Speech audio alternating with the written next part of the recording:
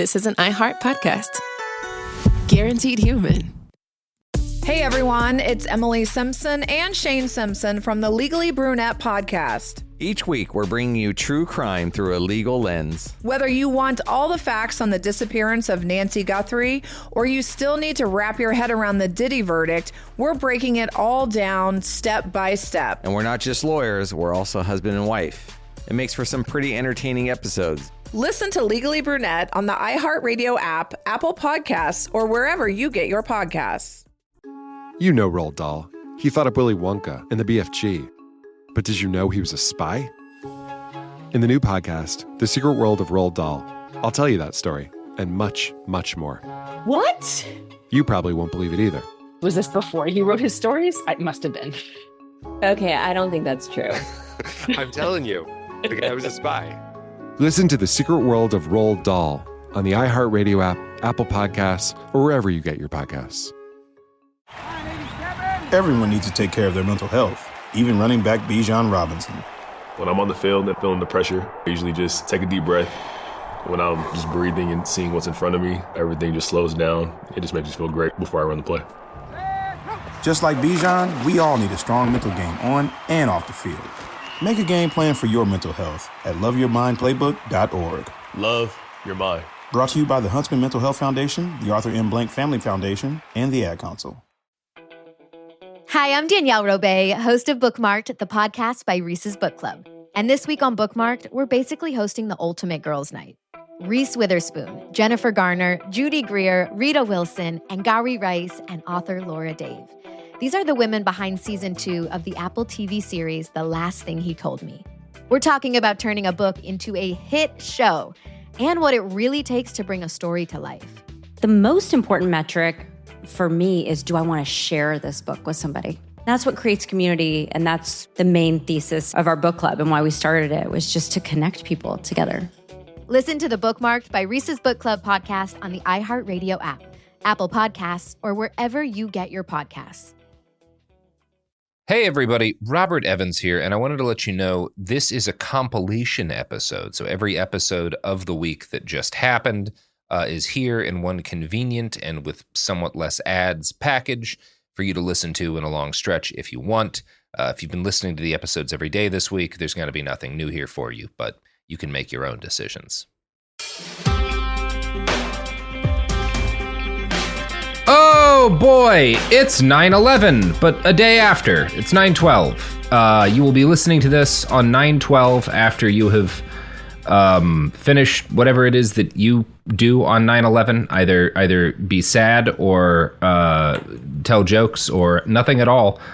It's all fine. There's no wrong thing to do when you're thinking about a day where a really fucked up thing happened. But that's actually untrue. There is one wrong thing to do, and we're going to talk about the wrong thing today, because most people, I think back to the day after 9/11 as, oh, everybody was like out of their minds with like grief and fear and saying some really fucked up shit and generating a kind of fury that acted as propulsion and justification for a lot of very, very bad things. And is not in general a time that we should look back on with particular pride, or certainly, what's the word I'm looking for here? Nostalgia. Everyone that is, except for Glenn Beck. Now, James, we've got James Stout here. Chris, hey Chris, what do y'all know about Glenn Beck? Because James, you are, this is controversial to say, but I think we should rip the Band-Aid off, British. And Chris, you're very young, so I'm wondering, how much do you know about Mr. Beck? He was like my memory of him, he was kind of like well, I don't know, is not quite the right word, but he was like, he was like the guy in sort of like right-wing shithead, like punditry for a while. My memory of him, he was like a slightly more put together Alex Jones. Like he had like the weird pin boards and shit, and like, yeah. Is this the right guy? Yeah, he's Alex Jones with a budget in terms of kind of the space he fills. James, did you catch much of him? So my engagement with Glenn Beck is mostly through like teaching American history classes and trying to explain like the explosion in lies and bullshit and hate that immediately follows 9/11. Yeah. But no, I've never really heard his stuff. Glenn Beck, he's doing radio shit and stuff before 9/11. By the time he actually comes on the scene, it's a few years after 9/11, and he gets a show on Fox News. And Glenn is, I watched him every night. My parents always watched him. My dad considered him to be like a really good historian, which is bleak. A lot, but he was a unique sounding figure. So when Glenn Beck comes onto the stage, right, the biggest dude in right-wing media is still Rush Limbaugh, but Rush has kind of taken a back seat in the last couple of years, especially right after 9/11, to guys like Sean Hannity and Bill O'Reilly. And those are they are powerhouses in right-wing media. And then you've got, those guys are on TV. You've got this cast of people who are like bargain basement discount Rush Limbaughs on the radio that are all kind of waiting in the wings for their chance to be the next big TV hero. And those guys include people like Glenn Beck and also folks like Michael Savage. There's a lot of maniacs that you probably have not heard of that we don't need to dredge up. But Glenn Beck kind of sails out of the fever swamps of the right-wing media and gets a fucking TV show on Fox News. And in very short order, he is the biggest fucking thing on the network. Fox News is the most popular network in the country, and Glenn Beck is their number one host. In 2009, he's pulling in something like 3 million viewers a night. And yeah, he's very, very influential. And this is the point in time. In 2009, by the way, the other thing that's happened that's big in right-wing media circles is Barack Obama has been elected president. Now, birtherism. Yeah, you've got birtherism happening, but in general, I think one good way to think about it is that 9/11 supercharges the right, but in a very populist way, because there's this expectation, like we talked about in the last episode, this expectation that people are coming back to God because there's been a big disaster. We're going to war, and war always benefits, the conservatives and the party. Like, we're going to win this war, and that's going to be huge for us. And you also have just this sense, because Bush becomes the most popular president anyone can remember having, that the tide of history is with conservatism, in the immediate wake of 9/11. And then that all goes to shit because conservatives have terrible ideas for everything. Yeah. And they launched 2 disastrous wars. And by 2009, there's not a lot of people who are going to admit in public, no, I think both those wars were good ideas that were handled well, right? Even the people who were real bullish about that stuff are like, well, they didn't do this right or that right, or it's impossible to win in that part of the world. And I heard different versions of that from different family members and stuff. But there's this real sense of aggrievement, and in the wake of Bush, it's kind of taken for granted because about how disastrous his presidency had been, that he was not, it was not going to be a Republican who won that election. But the fact that it is Barack Obama, a black guy, they lose their goddamn minds. I think they'd been ready for, I think even they would have been fine with Hillary Clinton. Obviously, they would have gone nuts on her like they did on Bill, but I think they would have. I don't think that would have caused them to go crazy the way that Obama did.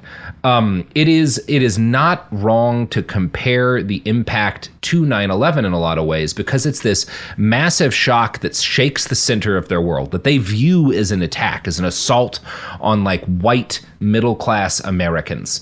And the shockwaves of that, we're still dealing with them. But one of the things that's happening here is that after 9/11, they had this sense that history is with us, momentum is with us.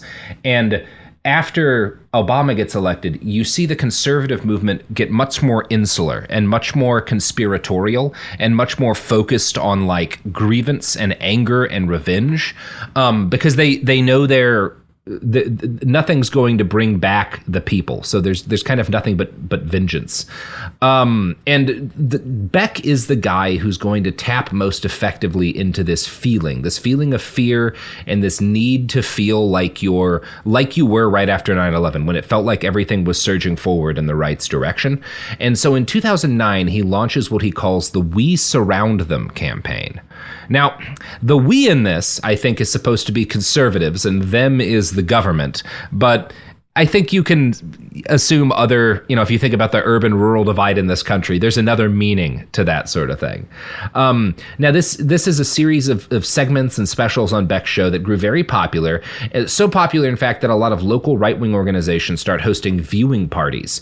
And this becomes like the earliest stirrings of the Tea Party movement, right? All of these right-wing radio stations and stuff, these local talk radio stations and other organizations are holding viewing parties to watch Glenn Beck talk about, his We Surround Them act. And I'm going to play a clip for you now from one of these viewing parties. We're going to play a couple of clips. This is from one filmed by a talk radio station in Fort Wayne, Georgia. It's something else. All right, so I want to play this for you. I think it's a fascinating artifact, and how the radio host chooses to introduce the event is noteworthy, as is the man's appearance. Yeah. With 600 sick freaks watching Glenn Beck on Fox News for 9/12 Project. It's amazing. So... What? It's interesting to me. I think it's kind of worth going over a couple of things there, because that doesn't seem like a lot, but the fact that he describes the people in there as sick freaks, and then like we're sick freaks, but like kind of taking pride in that's what he assumes liberals would call them for watching Glenn Beck. You can see a shade in this of a lot of liberals, because they're dumb, were taken by surprise when like Hillary Clinton called Trump supporters a basket of deplorables, and they immediately adopted that name for themselves. No, again, you see the stirrings of it here, right? Like this is what the movement's turned into. You're taking pride in the fact that you're outnumbered and despised. Also, the 9/12 Project. I'm intrigued. Oh yes, that is coming. We're building to that. Cool. So anyway, we get some rockin' guitar licks. Just some of the best preloaded rights-free guitar music I've ever heard. And then we pan into this very full conference room. There's like 600 fucking people in this thing, and they are, as far as I can tell, all white. It is certain that the only people they talk to when they do because the camera goes around to like get people's statements on the event, the only people who are featured on camera are white, like 100% of them. And I'm gonna play a clip from that now.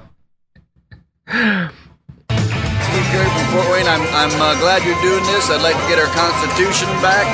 I love you for doing it, and we're all behind you. Thank you. Hi, Glenn. We are Jackie and Bill Becker. We're from Angola, Indiana, and we would like to thank you that you're helping us, we the people, to take back our America. Thanks. You're the man, Glenn. What you're doing is great for America, and you're an encouragement to all of us. We're fed up with the federal government. Now... there are like types it's impossible. I know. That video I have not seen since I was a child. James, you might die. Yeah, there are a couple of extinct kinds of white guy in that video. The very last of them died to COVID when they cut a hole in the middle of their mask and went to a Luby's.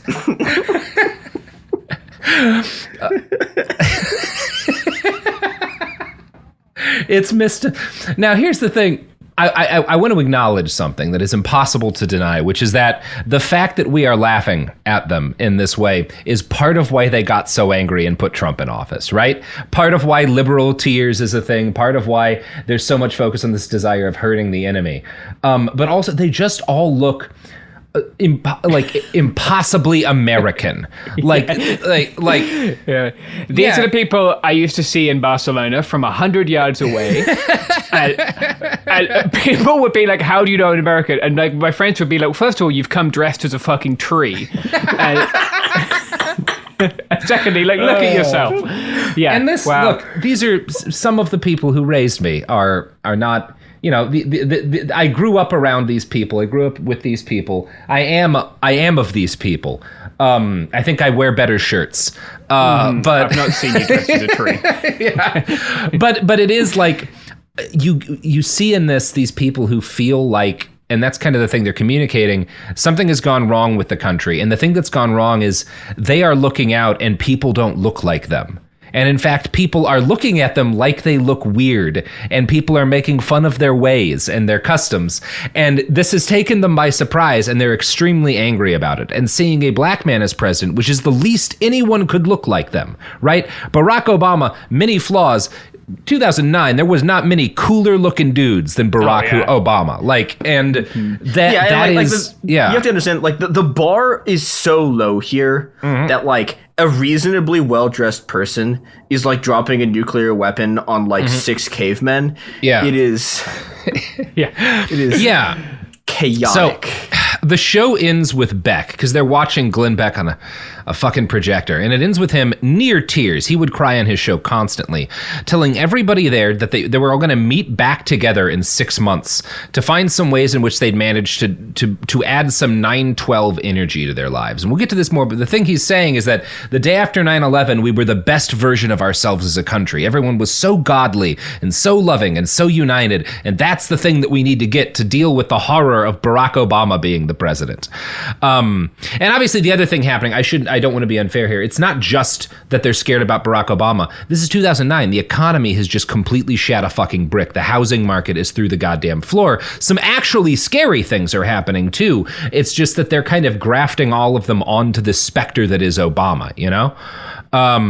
Anyway, so after this, we pan out to widespread applause in this very full room, and then we cut to interviews. This time, I know everyone's going to be really excited here. There's a baby. Oh. It's pretty cute. It's a pretty cute baby. Yep. The youngest Glenn Beck fan. Yes, she is. Look at that. What? Oh, jeez. This child has my reaction to this. It's so funny. It's so funny. Look at this. Let's get this baby's statement. Just shine it, blind it with a light until it weeps. That's the good stuff. Okay, so this video has paused on a freeze frame of a guy in a suit that. Oh, they talk to this guy. Oh God! They call him the best. I'll just play it. I will just play. I wasn't planning to play this, but I will play it. Sir, you're the best dressed guy here. Did we have a good time today? Yeah, absolutely. What did you think of the presentation? I thought it was nice. It was nice to get together with a lot of people and have a great turnout, and know that so many people still care. No, that guy. Okay, that exact kind of person was like the political class of like the town I grew up in. Like these are the people who were like this is the guy. Yeah, like the things they get up to were like there was a guy who was taking money from the sheriff's department to try to abolish the police so that he could install the sheriff's department as the only law enforcement like division in this town while he tried to sell that is a kind of person I like. He has strong Republican city comptroller energy. Yeah, for a town of 13,000 people. Yeah, he's dressed much like Ricky Gervais dressed in the original Office. Dumpy suit. I mean, he is literally the guy Ricky Gervais is making fun of. Yes, he is. So Beck paired his message of government accountability, as he framed it, with, and this is what we're talking about, the 9/12 Project, which is what follows We Surround Them, with 9 principles and 12 values, which, if followed, would help bring your heart back to the mythical 9/12, this moment in which America was beautiful. This we've gone from the 50s, like there's this 15-20 year golden era to like we had one great day, and if we could just get back to that, everything will be fine. So here's the 9 principles. Sorry, it's 9 principles and 12 values. I want you to hold me accountable if I fuck this up in the future. The 9 principles are: number 1, America is good. Number 2, I believe in God, and He is the center of my life. Number 3, I must always try to be a more honest person than I was yesterday. Number 4, the family is sacred. My spouse and I are the ultimate authority, not the government. And I say this a lot, but in the Roman Empire, the father of the family used to be able to execute his wife and children, and you're a fool if you think that's not what these people want things to be like. Well, and they're slaves, too. That's also a very important and the slaves are a critical aspect of this, yes. Number 5, if you break the law, you pay the penalty. Justice is blind, and no one is above it. This is, by the way, confusingly a reference to all the people who lost their homes in the housing crash. That's what he's talking about, that they didn't, you can't like bail people out. Number 6, I have a right to life, liberty, and the pursuit of happiness, but there is no guarantee of equal results. Number 7, I work hard for what I have, and I will share it with who I want to. Government cannot force me to be charitable. Number 8, it is not un-American for me to disagree with authority or to share my personal opinion. And number 9, the government works for me. I do not answer to them. They answer to me. Now, that's fun. There's some interesting things there, including the government can't force me to be charitable. You know, I will, which like, the side of that is something that actually happened on 9/12 is a bunch of people showed up and volunteered to, like, at great personal cost, because many of them got sick and died, to help pull bodies out of the rubble and try to save people, right? And that the government literally did not need to tell people to do that, because a bunch of cops actually refused to go do anything at all at Ground Zero. And Yeah. the government knew about like when the government did do something, it was they put a bunch of firefighters like inside of the range in which the dust was toxic, and then just fucking got them killed. Yeah, which and then spent the next 50 hour. We had to have John fucking Stewart fight for them to get some kind of recompense from the federal government, which, credit where it's due, is a legitimately cool thing that he helped do. But like, why did it fall upon the Daily Show guy to ensure that? The guy who was doing transphobic bits at the same time. Yeah. Like, it's Didn't Ted Cruz vote against healthcare benefits for these people? Yeah, absolutely. Yeah. Which again, it's very funny that like the government can't force me to be charitable. It's like, well, what that actually ends with is people actually volunteering and risking their lives, and then the government, the conservatives in the government, callously voting to let them die in agony because, like, well, why should I have to pay? All you did was rescue people during our country's darkest hour. Why should I have to pay? Like, it's amazing shit. Now, I'm sure you're curious about those 12 values. They're really boring. Like, it's like Boy Scout shit. It's like honesty, reverence, thrift, courage. Like, it's not worth focusing on. The thing this entire time I think I've been thinking about, this is the exact naming scheme that like if you just walked up to someone on the street and like asked them what are the 9 principles and 12 values, like this sounds exactly like this sounds exactly like what like a mid-level Chinese bureaucrat would name their campaign to like make sure that water restoration is done properly. Like it is the exact naming scheme of like campaign style stuff in like fucking like post Maoist China. Actually, no, and Glenn Beck is incredibly funny. Yeah, there's a lot to say about that and about Glenn Beck. But so I got that list of 12 principles from glennbeck.com. What I find interesting is that the principles as are up on his website right now, because this is a thing he still gets into every now and again, are somewhat different from the ones that he debuted on the episode of his show in which he introduced the 9/12 Project. And I found the way he worded point 8 is, it's not un-American for me to disagree with authority or to share my personal opinion. I found the way he actually worded that in the show very interesting, and I want to play that for you now because it's quite a bit different. Do you agree with this? It's not un-American for anyone to disagree with my opinion, but my opinion or others' opinions may be anti-American. Anti-American rhetoric would be anything that's destructive to the Constitution and our country as the founders understood it, unless you want to change that. There it is. Yeah, there we go. That's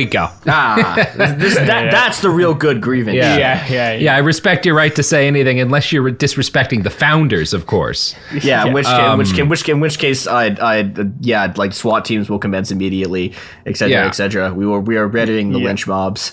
Now, after introducing those principles, he asks his audience to mail him personal photographs so he can put them together into a big "We Surround Them" graphic, which you can find if you really want to. It's if you want to get an idea of like the people who were listening to Glenn Beck, that'll give it to you. Now, here's what happens immediately after he gives the email address for people to send this to. All right. The climate change people are pulling a page from Nazis' Hitler Youth. What are your kids learning at school? Do we really surround them? Perfect moment in American television. Yeah, well, it's really incredible, right? It's also things like you couldn't do this anymore, not because not actually because you can't say that about climate change, but because if you tried to say that about the Hitler Youth, people would get mad at you. Mm-hmm. Oh yeah, no, yeah, you'll get in trouble. Oh yeah, the Hitler Youth defenders will be. They were very, very pro-environment. I can hear Tucker Carlson saying that. Yeah, it's. I just want to share with everyone that Mambo No. 5 by Bob the Builder hit the UK #1 spot on September 12th, 2001. Wow. What? Yeah. You know what? You know what, James? Never forget. God. And the Queen was still alive then. She must have loved Mambo No. 5. I imagine. I bet there was a little bit of Monica by her side. A little bit of Bob the Builder and the Queen. Mm-hmm. A little bit of Rita's all she needed. Didn't Okay. get it. Died. Very sad. So the 9/12 project, as it kind of grew out of the We Surround Them campaign, if you kind of, I don't know, I found it written online. I can't exactly confirm this, but it seems like it kind of started when Beck took a call on his talk radio show. And this is a couple of years earlier, from a guy named Ed in New Haven, Connecticut, who expressed feeling outnumbered as a conservative on the American political stage, right? And that's really like what the all of this kind of grew out of. It's this response to the feeling like outnumbered. And I think that's an important thing to understand if you're trying to get to like the thing that they want to go back to when they talk about wanting to go back to 9/12 isn't anything to do with the actual terrorist attack. It's the fact that everyone was so frightened that they unthinkingly submitted to the right wing that was in power at the time, right? Yeah, like that's what 9/12 is to them. Yeah, like it was the last time conservatives were able to like effectively cancel like mass cult. Like they like the only time cancel culture has ever been real was like the Dixie Chicks, and they could just do that.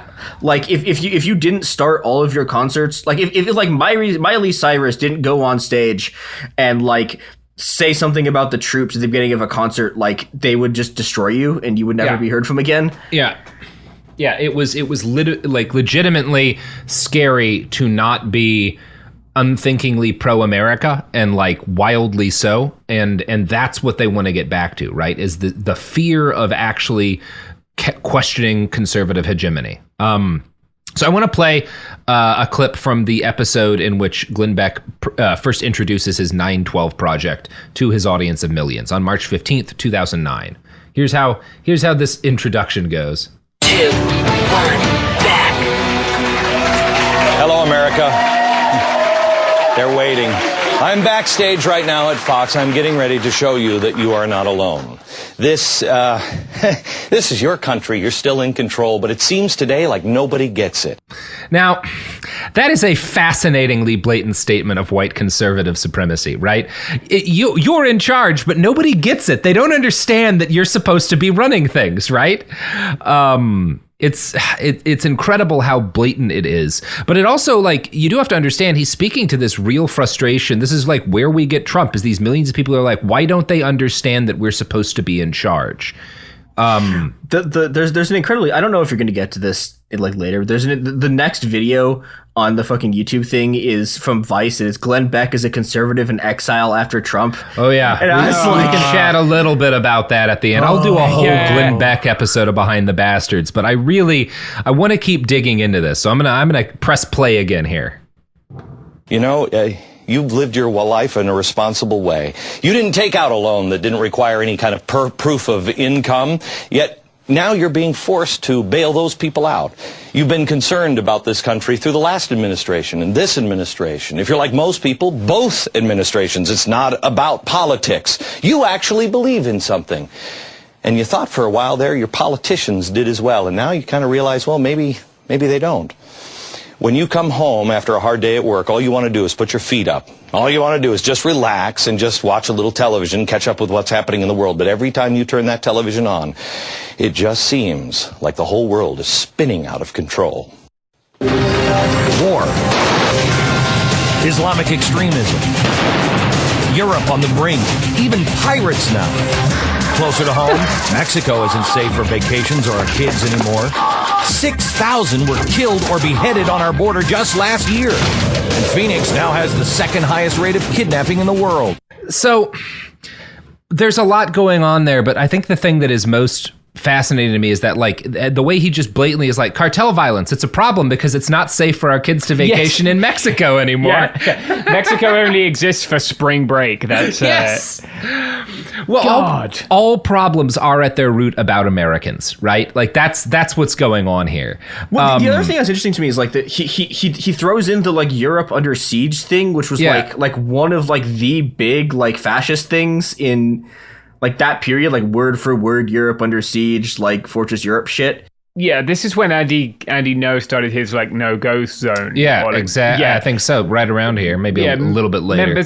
Members of my family who are extremely Caucasian live in some of those no-go zones. Like, I lived in Europe in this period. It's just so ridiculous. Yeah, and it's incoherent. Like, if you look at the specifics of everything, because he's yelling about the financial crash because he has to be angry with it because half of his market is terrified and losing money or have lost jobs and stuff as a result of the crash. But you can't portray it as a problem of like corporations rapaciously destroying and hollowing out the middle class. So instead, the problem is that like there's a line in there about how like foreign corporations are just treating Americans like a market, which is like, well, how do Americans treat everything? Like, of course they treat them like a market. It's capitalism. It's not very coherent, but like what is coherent is this sense of grievance, right? That we as Americans have been specifically wronged. We're not, and we as, when he says Americans, obviously he's only referring to a specific kind of American. But yeah, I'm gonna press play again here. The forgotten man is you. The voice that no one seems to hear, just quietly saying, enforce the law. Take responsibility for yourself. You can't have it all. And anybody who promised you that was a liar. The current economic downturn, worst economic crisis, worst month of job loss. But something is happening in America. Paradigms about to change. Your friends and neighbors, Republicans, Democrats, Independents, they're all beginning to wake up and wonder, how did this happen to us? Mm-hmm. So, yeah, the words September 10th, 2001 just hit the screen as soon as he finishes that. But I mean, what you're seeing in that is like the stirrings of what becomes Trumpism, you know? It's very clear in retrospect. Too. Mm-hmm. And there's just like photos of white people up on the left and right. Yeah. One of the most hideous, like, 2 columns I've ever seen in a video. It's 1.5 of each. Mm-hmm. Yeah. Yeah, it's not done well. Their graphic design was science had simply not advanced to that level yet. Like I need people to understand this. There are supposed to be 3 lines of pictures scrolling across the screen. The middle line is cut in. Yeah, the middle line is cut in half. There was half of one person's face on each side of the screen. Mm-hmm. Yeah, it's a crime. And what's being done here, what Becca's doing here, is he's trying to take the anger and like that people still felt about 9/11 and turn it kind of towards in a different direction, right? Because what had actually happened on 9/11 was that a group of terrorists had attacked the literal center of American capitalism and of the American military-industrial complex. Right, those targets were picked specifically because of what they were.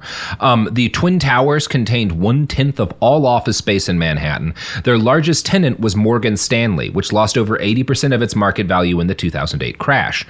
Worst yet, in Beck's eyes, the victims of the attacks are all New Yorkers. Now, I don't know if you're not in the conservative media bubble, you may not get it, but like New Yorkers, that was like a slur. Literally like a slur to call somebody a New Yorker. Yeah, New York values, right? Exactly. So Beck can't focus on the actual victims of 9/11 because they are people that it is in his best interest to train his audience to despise. So instead he focuses on how 9/11 was basically an act of disrespect against this forgotten man, right? Who's now kind of surging up. Like that's what he's doing here, right? That's what you have to do if you're Glenn Beck, because again, you can't actually focus on the real victims of this, which is why it's not incoherent ideologically for conservatives to talk the way they do about 9/12 and then vote not to help people who were first responders and had their fucking lungs filled with poison.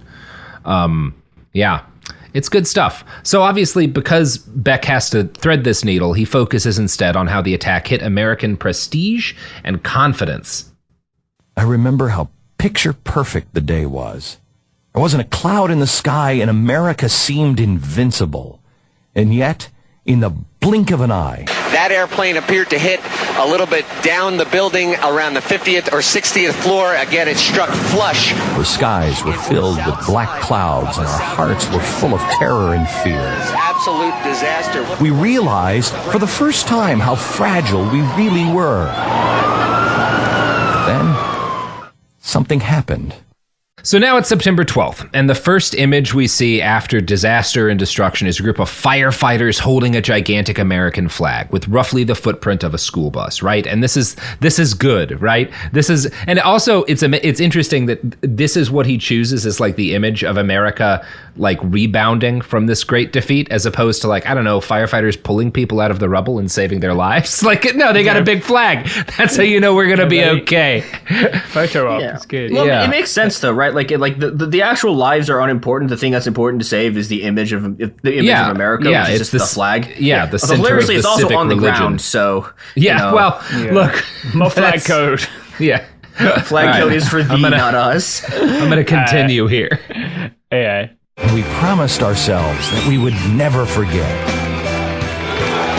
On September 12th, and for a short time after that, we really promised ourselves that we would focus on the things that were important. Our family, our friends, the eternal principles that allowed America to become the world's beacon of freedom. I can hear you. The rest of the world hears you. And the people who knock these buildings down will hear all of us soon. Now, I want to point out here the choice of that clip. It's both because that was a very famous speech that Bush gave that really made his presidency in or at least the early part of it in a lot of ways. You could argue that a significant amount of the kind of the political capital that he expended invading Iraq came from this particular speech and generally how he handled the days after the attacks. But it's interesting that they picked this because it really is, it's very much in line with this feeling and talking about the forgotten man, talking about they're not listening to us. They don't know that we're in trouble. What Bush is saying here, his literal words are, I hear you, and the people who knock these towers down are going to hear you, right? Your anger will have a reaction in the world, right? It will be met with fire and fury, right? Like that is the promise being made. And it's this undercurrent and everything Beck's doing here of the thing that he is working with, the clay that he is molding, is the fact that these people don't feel listened to and that they deserve to be listened to. And that when they're angry at something, it should be hurt, right? Like that's the undercurrent. He's talking about family and togetherness, but like that's what he's actually promising people.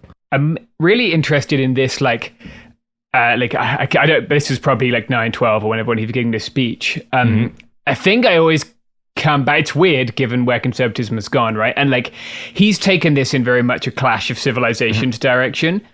But like Bush was giving like Islam is the fabric of America speeches. That week he was speaking in mosques and to Muslims and being like that, like this is not a clash of civilizations. Obviously he then went and fucking like killed millions of Muslims, right? Most of them innocent civilians who had nothing to do with, or nearly all of them, right? But yeah, it's just interesting that like here's Bush who was giving this like, this isn't a clash of civilizations thing, and it's become a clash of civilizations thing like 8 years later. Yeah, and it's become, but in a very different way, right? Because one of the things that I think is happening here is the problems that regular Americans are facing in 2009 are this massive economic strife caused by predatory lending, outright fraudulent business practices by major banks, the fact that the legal system had been changed in order to allow this massive con to go on, and then it had been followed by this massive crony capitalist bailout that ignored regular working people.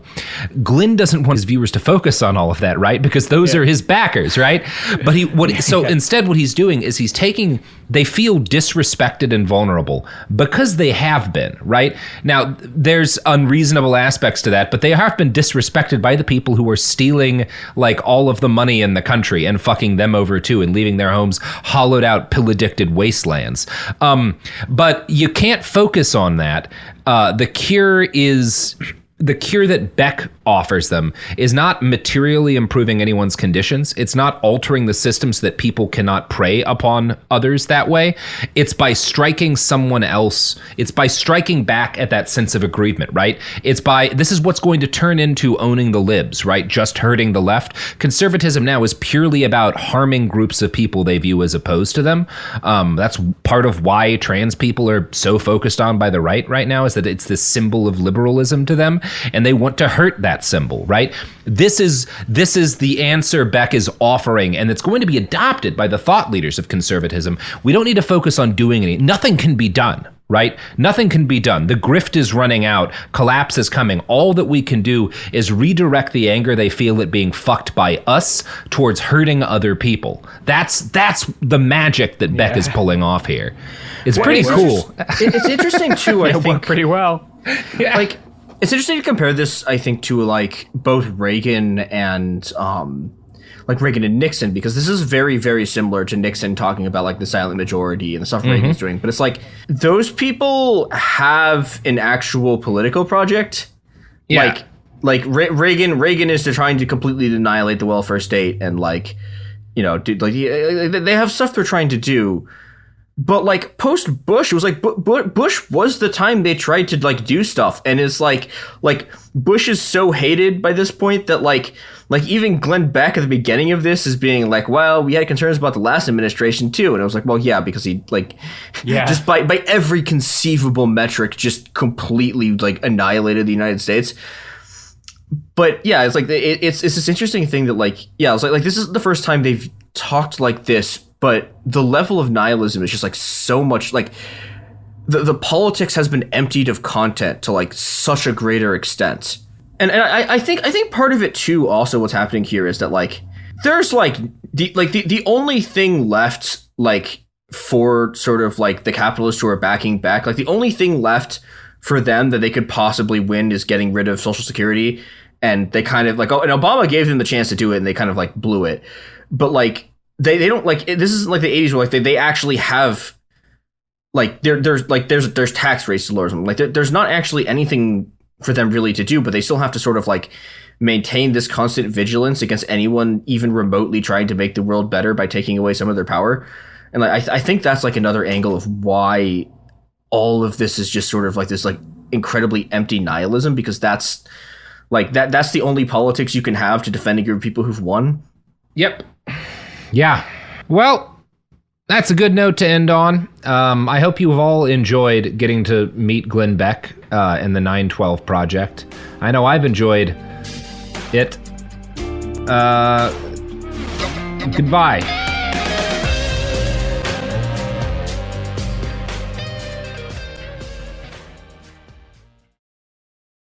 Hey everyone, it's Emily Simpson and Shane Simpson from the Legally Brunette podcast. Each week, we're bringing you true crime through a legal lens. Whether you want all the facts on the disappearance of Nancy Guthrie, or you still need to wrap your head around the Diddy verdict, we're breaking it all down step by step. And we're not just lawyers, we're also husband and wife. It makes for some pretty entertaining episodes. Listen to Legally Brunette on the iHeartRadio app, Apple Podcasts, or wherever you get your podcasts. This is Ryder Strong with a podcast called The Red Weather. In 1995, my neighbor, Anna Trainer, disappeared from a commune. It was nature and trees and praying and drugs. So no, I am not your guru. And back then, I lied to everybody. They have had this case for 30 years. I'm going back to my hometown to uncover the truth. You can now binge all episodes of The Red Weather on the iHeartRadio app, Apple Podcasts, or wherever you get your podcasts. Ever feel like you're being chased by the marriage police? Welcome to Boys and Girls, the podcast where dating isn't dating. Arranged marriage is basically a reality show, except the contestants are strangers and your entire family is judging. You're sipping coffee with one maybe, grabbing dinner with another, and praying your karmic Ken or Barbie appears before your shelf life runs out. Trust me, I've been through this ancient and unshakable tradition. I jumped in hoping to find love the right way, and instead I found chaos, cringe, and comedy. And now I'm looking for healing. Boys and Girls dives into every twist and turn of the arranged marriage carousel. The meet awkward, the near misses, the heartbreak, and let's not forget all the jokes. Listen to Boys and Girls on the iHeartRadio app, Apple Podcasts, or wherever you get your podcasts. You know Roald Dahl, the writer who thought up Willy Wonka, Matilda, and the BFG. But did you know he was also a spy? Was this before he wrote his stories? It must have been. Our new podcast series, The Secret World of Roald Dahl, is a wild journey through the hidden chapters of his extraordinary, controversial life. His job was literally to seduce the wives of powerful Americans. What? And he was really good at it. You probably won't believe it either. Okay, I don't think that's true. I'm telling you, the guy was a spy. Did you know Dahl got cozy with the Roosevelts, played poker with Harry Truman, and had a long affair with a congresswoman? And then he took his talents to Hollywood, where he worked alongside Walt Disney and Alfred Hitchcock before writing a hit James Bond film. How did this secret agent wind up as the most successful children's author ever? And what darkness from his covert past seeped into the stories we read as kids? The true story is stranger than anything he ever wrote. Listen to The Secret World of Roald Dahl on the iHeartRadio app, Apple Podcasts, or wherever you get your podcasts.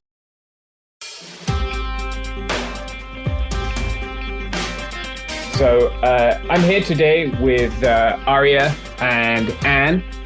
Aria, she lives at the Eden House over there in Kenya. Anne is the chair of the management board at Trans Rescue and has over 40 years of trans rights activism. And they're going to explain today a little bit of what Trans Rescue is, what Eden House is, and the threats and attacks that they've been facing in the last couple of days here.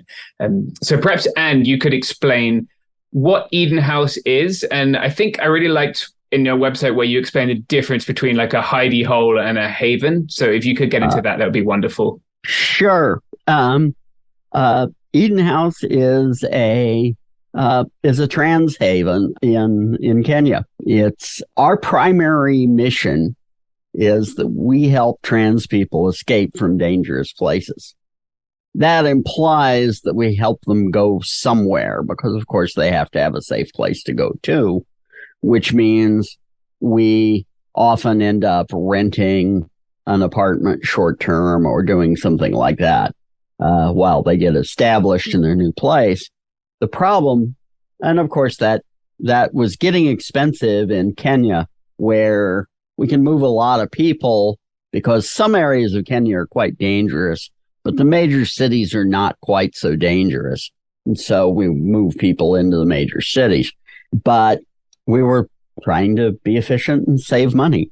And we thought about making a kind of temporary DOS house or a place with bunk beds to the ceiling and what have you. But we realized that would still cost us money. And it wouldn't be a very positive experience or affirming experience for the folks living in it. And we realized that we could instead do a trans haven. That is a place where a person could come and if they chose, never leave, live there the rest of their life if they want. So when someone comes to Eden House, they can expect to receive help to find some income producing activity. And as time goes on, they'll eventually be expected to contribute to the running of the house. Our plan is, we just started a month ago, but our plan is by about the end of the year to have the house no longer be requiring funds from us. And then we can do it again. Yeah, we have space for 8 people. When we get up to 8 and it doesn't look like it's going to bleed us dry, we can do it again. And in the end, we end up with something that I think many trans people in any country would love to have, because that's, that's something, as long as I've been around, there have been many discussions of building such places. Yeah, it's a very admirable project. And I know Gary and I just visited the Tenacious Unicorn Ranch. I've been before, and it's really powerful to see like how empowering those spaces are and how they can help people. So I can see that you set up in Kenya. Was there a reason that you picked Kenya? Was that Was there a very large trans community there, or something that led you to? Frankly, in such places, people often have. There is the old queer. I know somebody who knows somebody system, and people have kind of webs of trust, and as a result, where we get people coming from to ask us to move them is very irregular. There are some countries we never hear from, and we certainly know there are queer people there. We know the conditions are bad, and would we'd be happy to move people, but we don't have a lot of penetration. In others, like Kenya, we're in the network, and people are giving each other our contact info. Also, we have some capabilities. We had built up kind of a center there. So we decided to focus on Kenya. Kenya is relatively easy to get into as far as visas and so on. And so it's a place we can send people when we might have trouble getting them into, say, Europe or the United States. We can and so we're perfectly happy to end up with lots of folks. We'd like to make the place attractive enough that it's also a place that we even have people coming who aren't particularly in immediate danger. We're working from a philosophy of abundance that we want to grow. And we have a rule of we don't want to make a place that we wouldn't want to live ourselves. And honestly, Eden House is a nice place. It was the personal home of a rather wealthy family. It looks nice. Arya, would you maybe like to describe for us your experience at the house, what it's like, and how places like this are important so that people can understand? Maybe if you could start with how you became aware of the Eden House and that this was an option that was available to you. Okay. So I met, we got in touch with Anne early this year. Yes, early this year, around January, if I'm not wrong. So that was before Eden was formed. So we really had a long discussion on us moving from where we were. We were at the coast, and things were really, really brutal at the coast side of Kenya. Like, we were going a lot of stress. We even lost one of our friend. And it wasn't really good. It was really bad. So we had a discussion about moving to Eden House, and it was a work in progress. So we took some time working on that. So eventually it happened, and so we came to Eden House, and it's a very beautiful place. I would agree with that. Anne also flew all the way to here because we were new here, and there were some things that we needed done. And we are three of us currently in Eden House. I got in touch with Anne and the rest of the team. There was Doris on board. Actually, she's the person who was responsible for the Malindi team. And the two sisters that I have, they're my sisters because we've been through a lot of hell together. So we come all the way from Malindi also. We are here together, and so far, when we got here, the place is very beautiful, but just needed a little, here and there decoration and, clarifications and modifying and, precautions whereby, putting on security lights and the security wires.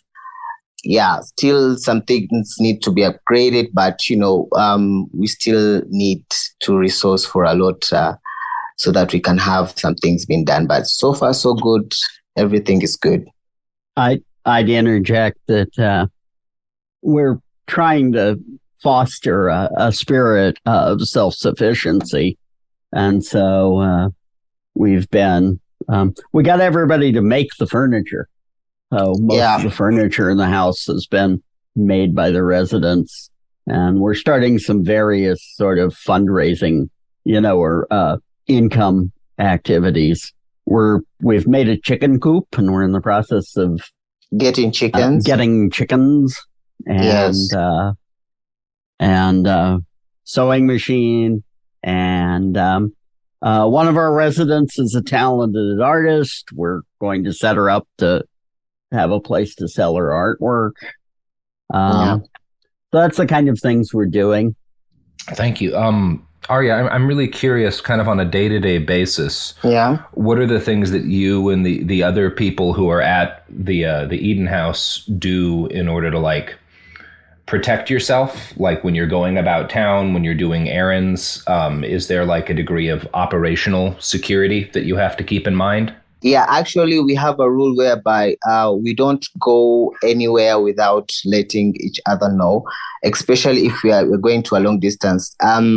Putting in mind, we are very new into this area, so we don't know a lot of places. So currently, we are just in the house trying to get to understand a few things.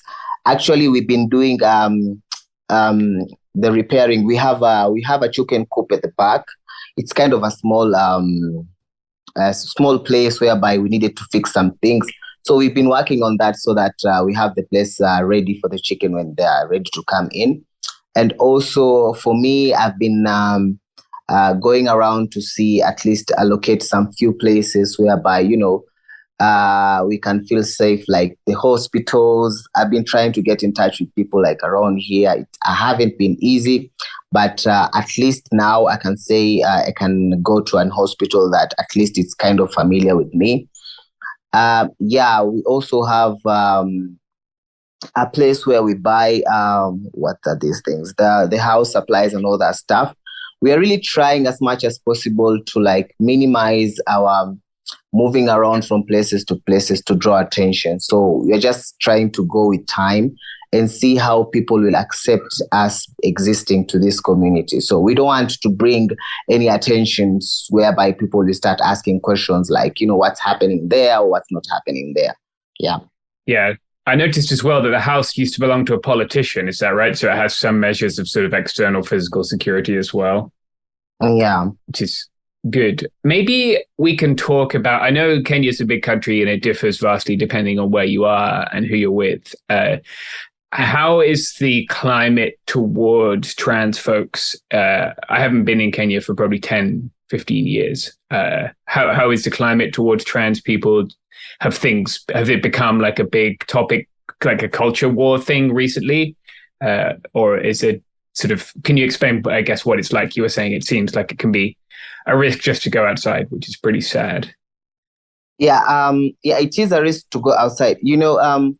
Here in Kenya, in different sites of Kenya, like at the coast, taking example at the coast side from where I come from, it's really bad for the trans community because now they are very transphobic and homophobic people. Like most of the transphobic and homophobic people come at the coast side because these are people that tend to keep their culture and religious, like, more of a key thing in someone's life, more of like they use the Quran and the Bible to criticize the trans people and the gay community. So being in that area, it's very, very bad and very, very risky for trans community. Comparing to the other side of Kenya, I wouldn't say it's not risky, but their level of understanding of the trans community and the gay community, it's more of an way that they are kind of confused, not sure where to understand.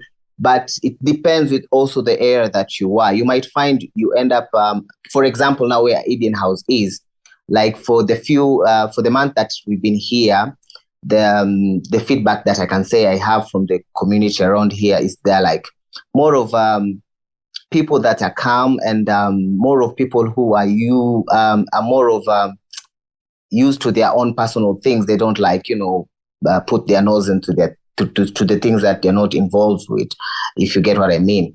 In other towns, having new people who like, want to know why they are there and, all that stuff. But in this town that we are in Eden House, it's kind of safe in a way that people are not putting their nose in into us, like more of wanting to know about us, rather than they are welcoming us more of, the landlord is kind of friendly, I would say that.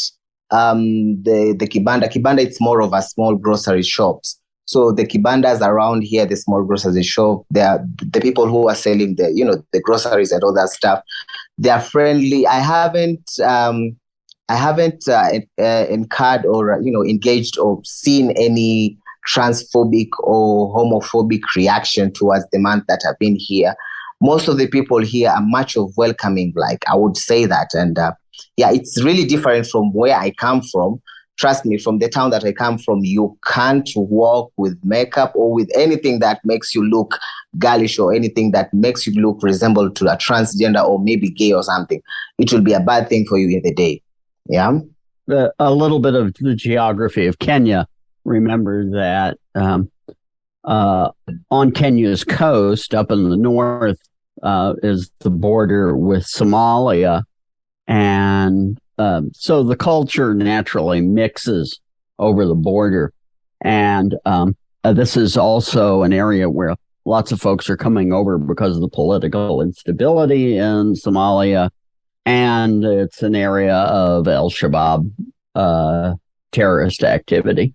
So that makes particularly the north part of the coast a rather dangerous place. Yeah, just if people are interested, I know like the State Department sort of has a do not travel like north of Lamu pretty much. So like people can see it on the map, but yeah, there are certainly areas where risk would be higher. Unfortunately, talking of that, like it hasn't, there've been some attacks, right? Threats against Eden House in the last couple of days. So if either of you would like to explain exactly what happened as far as you're comfortable, I think that would be great. Yeah, let me explain because I think I'm the right person to explain that. So okay, this happened when Anne was around here actually. We had an attack, and one of the windows, people breaked into the house, not inside the house, but inside the compound.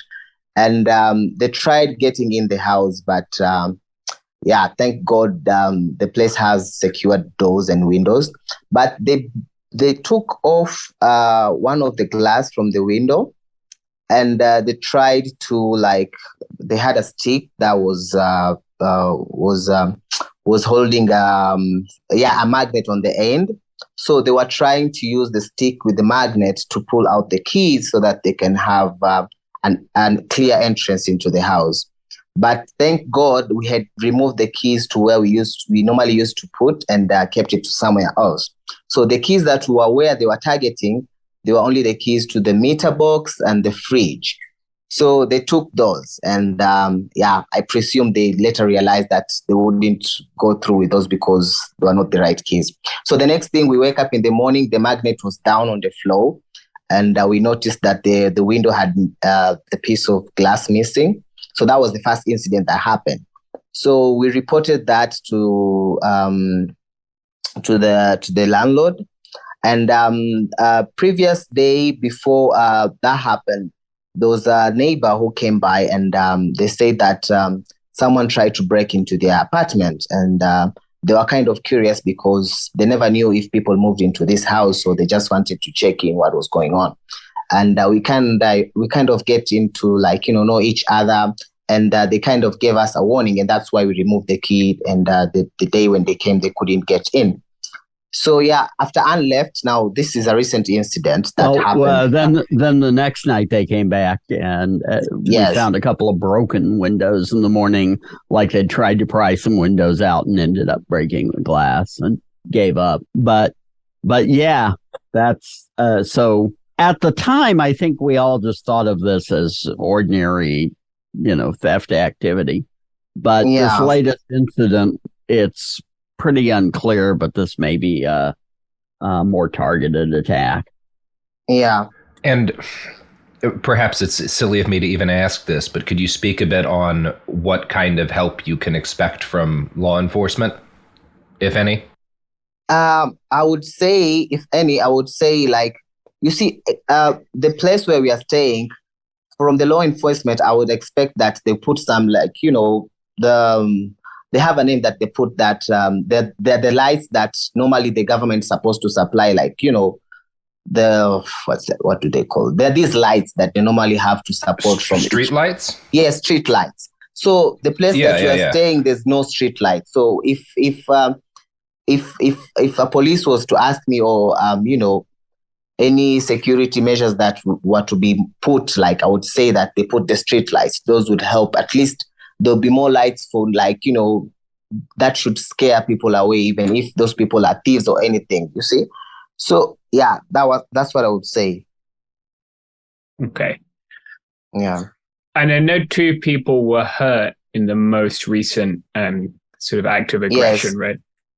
Yes. This was the day before yesterday. Okay. Are they doing okay? Yeah, they're fine. Actually, I'm one of them. I have my arm. Sorry to hear that. Yes, I'm one of them. I have my arm injured, but not really deep. The other one is asleep. She had a really bad injured back, stabbed, and at the arm also cut. So yeah, 8 stitches at the back, really bad. Yeah, I'm sorry. Yeah, that's not good at all. Okay, so that's not great. Have you, since the attack, is there an ongoing aggression against you? And it seems like someone's targeting the Eden House, right? If you ask me, I would say it's more of targeting the Eden House, because I don't understand why we would only be the only person, the only people experiencing the same incident over and over. The next houses, they don't complain in such incident. This guy, literally, if I'm just picturing the fact that we had to go out and turn on the machine, and we saw this guy and he just bumped into us with a knife and cutting us off. So I'm just picturing if this guy was waiting for, I'm just seeing it, if he was waiting for more people to come so that they can attack coming inside the house. Why was he even standing there in the first place? Because we found him there and he was he came through me because I was the one who was in the front. So I just keep asking myself, why was he standing there? What was he waiting for?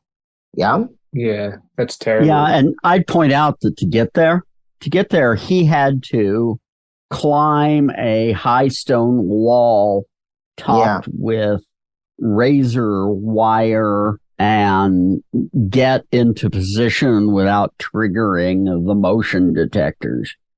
Yeah. Which is, not impossible to do, but they keep coming back. Yeah. Yeah. Yeah. So I'm sure people listening will be upset by this. Is there a way that people can express a solidarity or support you financially?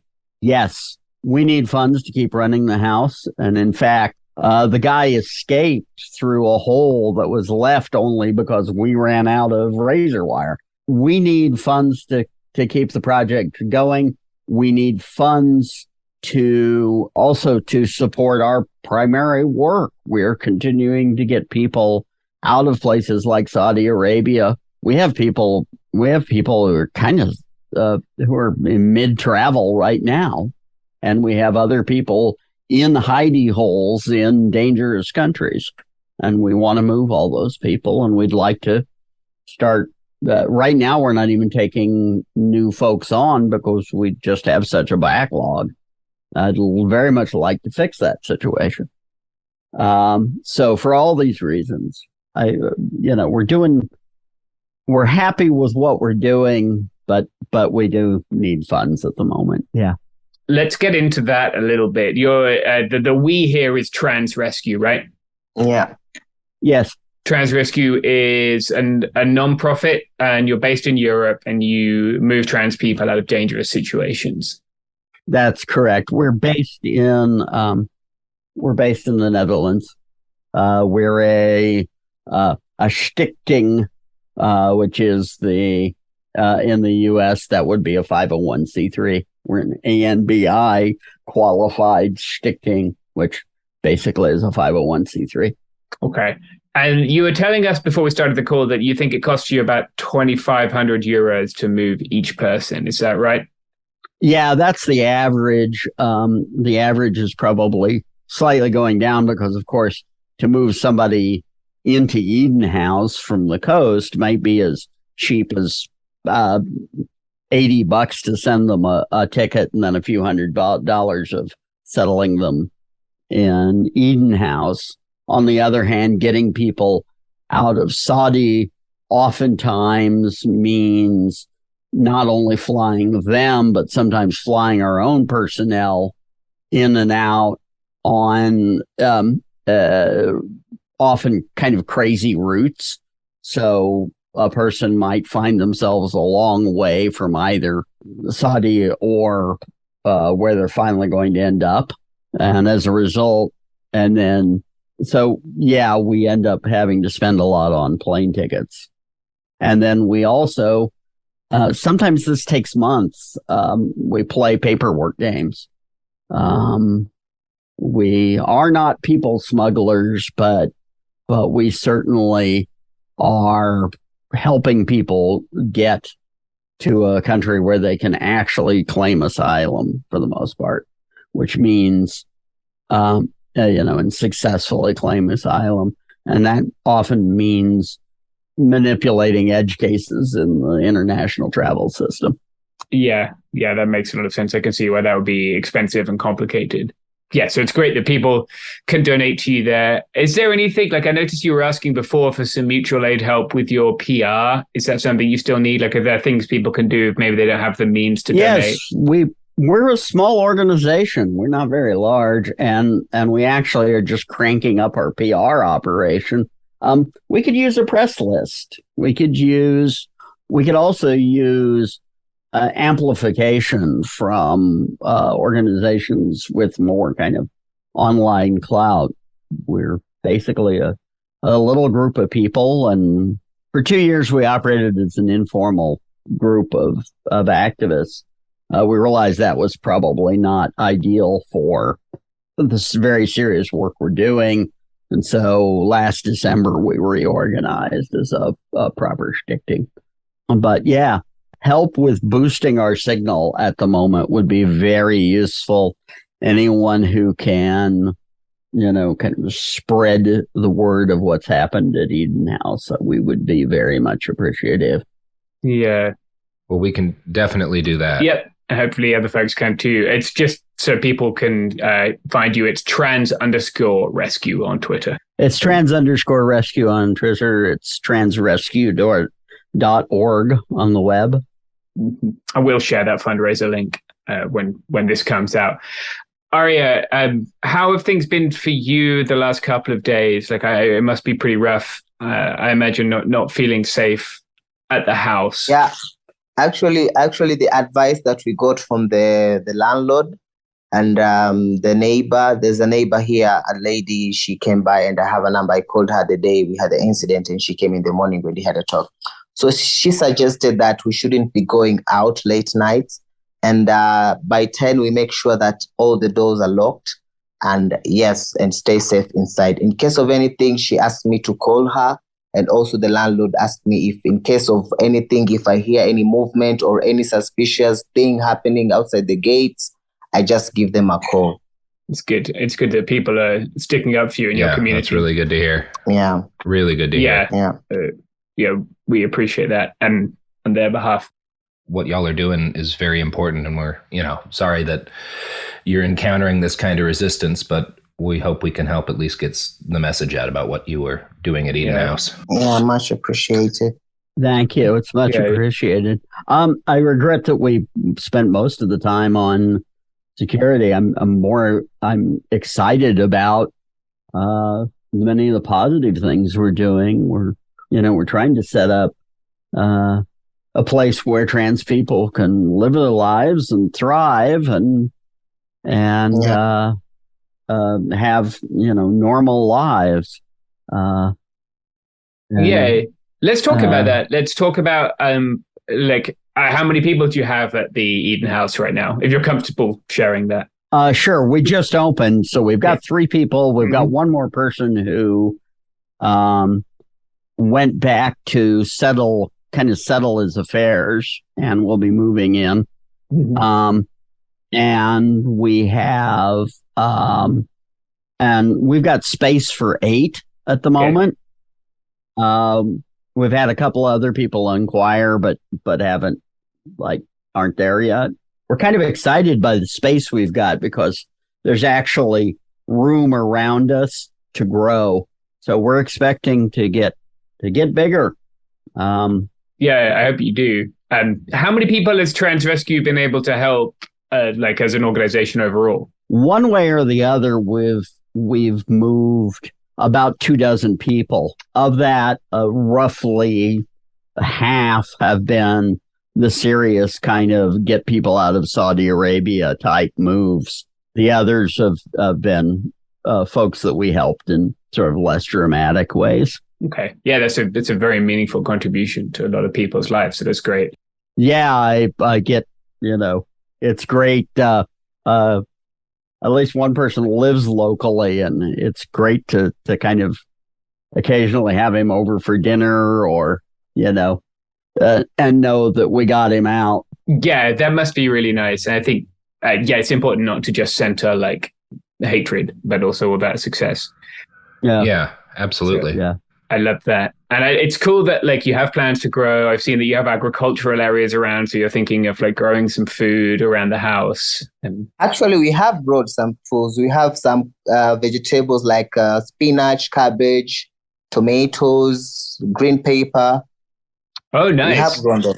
Yes. Ooh, lovely. Hey, Arya, did the garden survive the flood?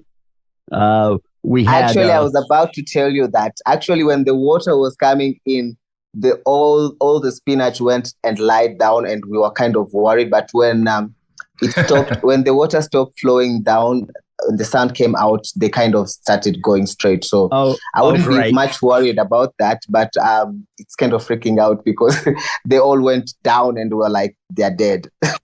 We have a drainage problem in front of the house, and recently there was torrential rain. Things I did not know about. Spinach is hard to kill. Things I did not know about Kenya. It hails there. Oh, yeah. I did not sort of imagine hail, but it hailed several times while I was there. And everybody was cold. Yeah. While I was walking around in a t-shirt. Yeah. It had some robust weather in Kenya for sure. I'm looking at these pictures. It's great to see you guys making your own furniture and doing all these things and really enjoying your time there, as well as obviously we don't want to just focus on the threat. So hopefully you can go back to that. Hopefully people can support you. Arya, is there anywhere online people can find you? Do you have a Instagram or Twitter or anything like that? Yeah, I do have a Twitter account. My Twitter handle is at Rams-Arya. Can you spell that out for us? RAMS. Okay. Hyphen. With an hyphen, lower hyphen. Mm-hmm. Underscore. Yeah. Underscore yes, Arya. Then Arya, yes.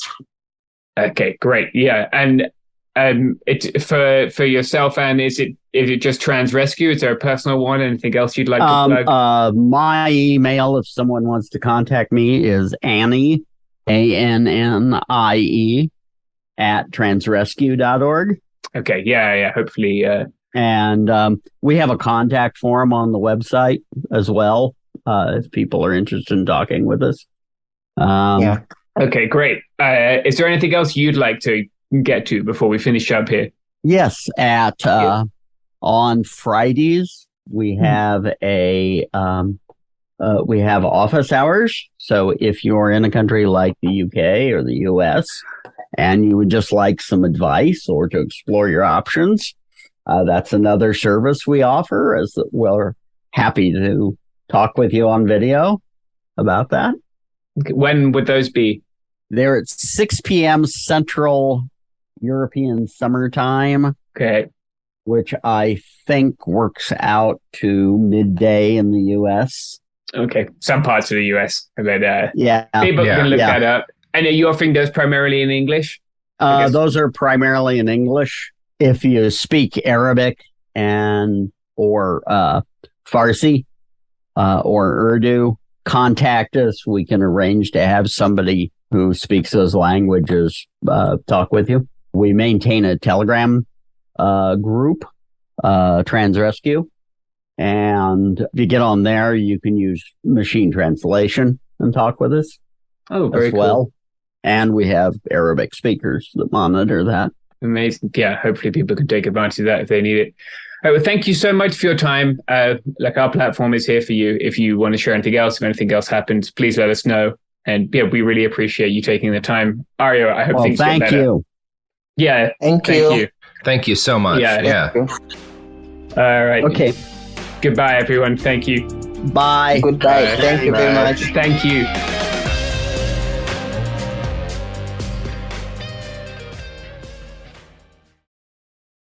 Hey everyone, it's Emily Simpson and Shane Simpson from the Legally Brunette podcast. Each week, we're bringing you true crime through a legal lens. Whether you want all the facts on the disappearance of Nancy Guthrie or you still need to wrap your head around the Diddy verdict, we're breaking it all down step by step. And we're not just lawyers, we're also husband and wife. It makes for some pretty entertaining episodes. Listen to Legally Brunette on the iHeartRadio app, Apple Podcasts, or wherever you get your podcasts.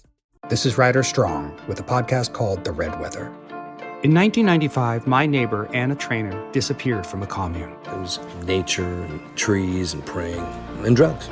So no, I am not your guru. And back then, I lied to everybody. They have had this case for 30 years. I'm going back to my hometown to uncover the truth. You can now binge all episodes of The Red Weather on the iHeartRadio app, Apple Podcasts, or wherever you get your podcasts.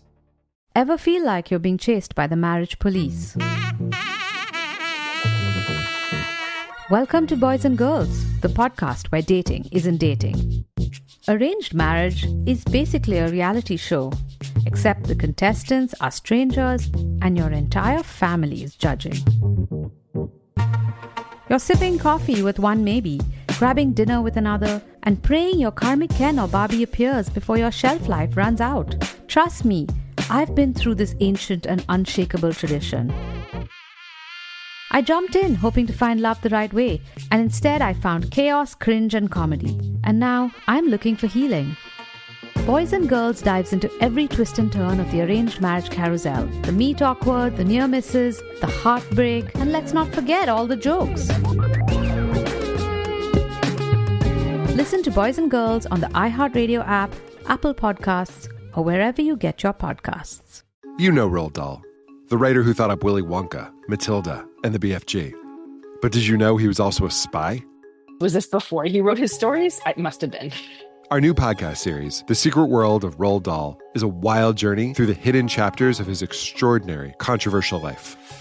His job was literally to seduce the wives of powerful Americans. What? And he was really good at it. You probably won't believe it either. Okay, I don't think that's true. I'm telling you, the guy was a spy. Did you know Dahl got cozy with the Roosevelts, played poker with Harry Truman, and had a long affair with a congresswoman? And then he took his talents to Hollywood, where he worked alongside Walt Disney and Alfred Hitchcock before writing a hit James Bond film. How did this secret agent wind up as the most successful children's author ever? And what darkness from his covert past seeped into the stories we read as kids? The true story is stranger than anything he ever wrote. Listen to The Secret World of Roald Dahl on the iHeartRadio app, Apple Podcasts, or wherever you get your podcasts.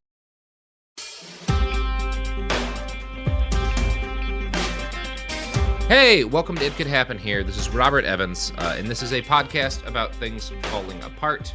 And today we definitely have a things, well, I don't know, hopefully not falling apart, but certainly getting fucked up episode for you. This is going to be about a part of the world that probably fairly few Americans spend much time thinking about. It's certainly a conflict that's kind of been lost in everything that's happening in Ukraine right now. But Armenia and Azerbaijan, their neighbor, have been at a state of more or less regular war since 2020. Since longer than that, but this kind of latest wave of it started in 2020.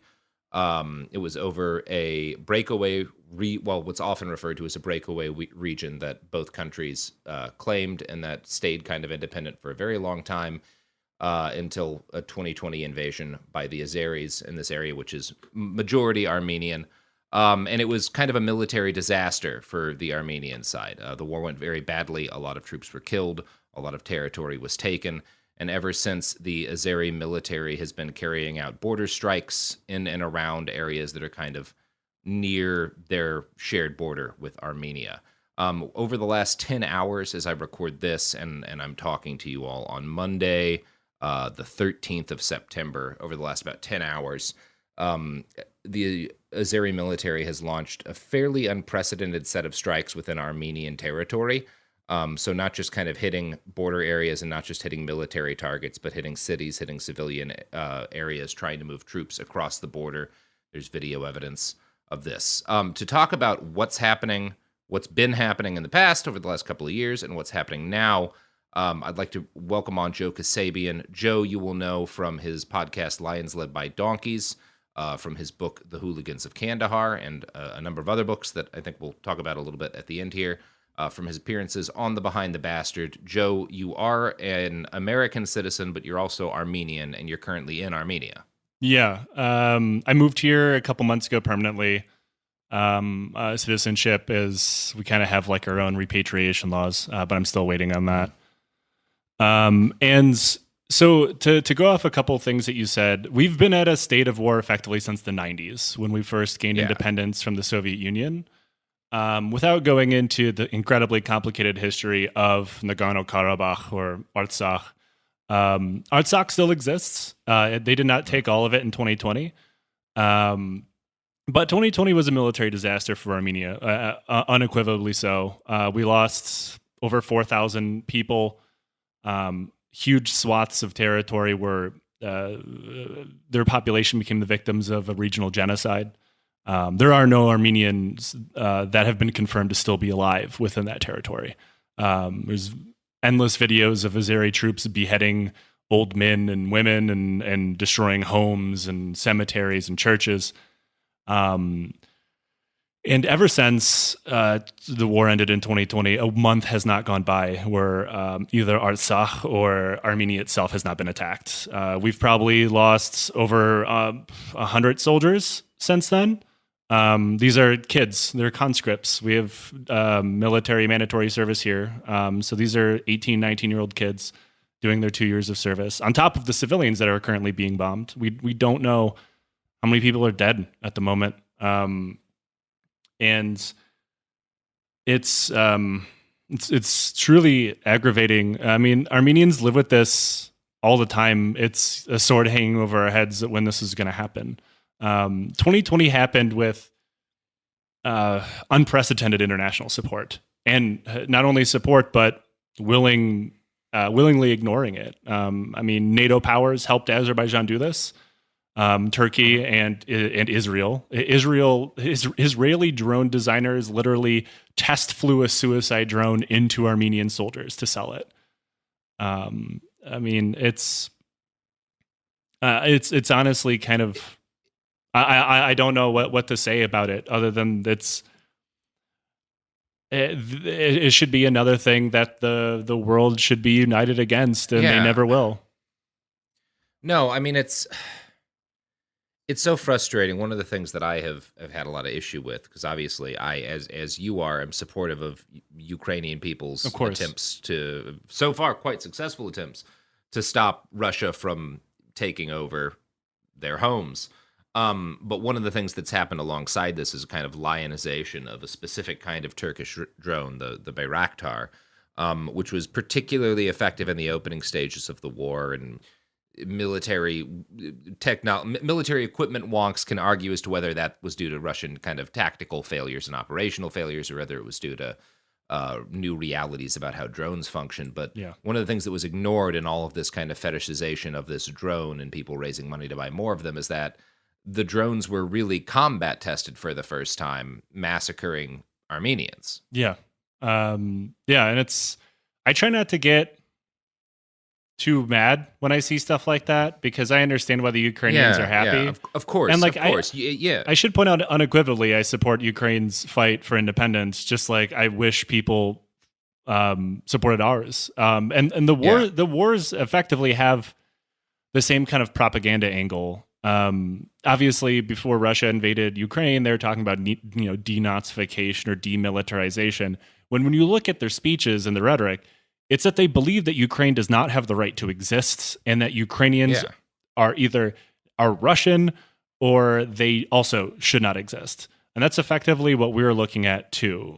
This is why Armenians constantly compare what is happening now to 1915. Azerbaijan continuously says they want Artsakh or Nagorno-Karabakh. They want it back, but that's not what they're attacking right now.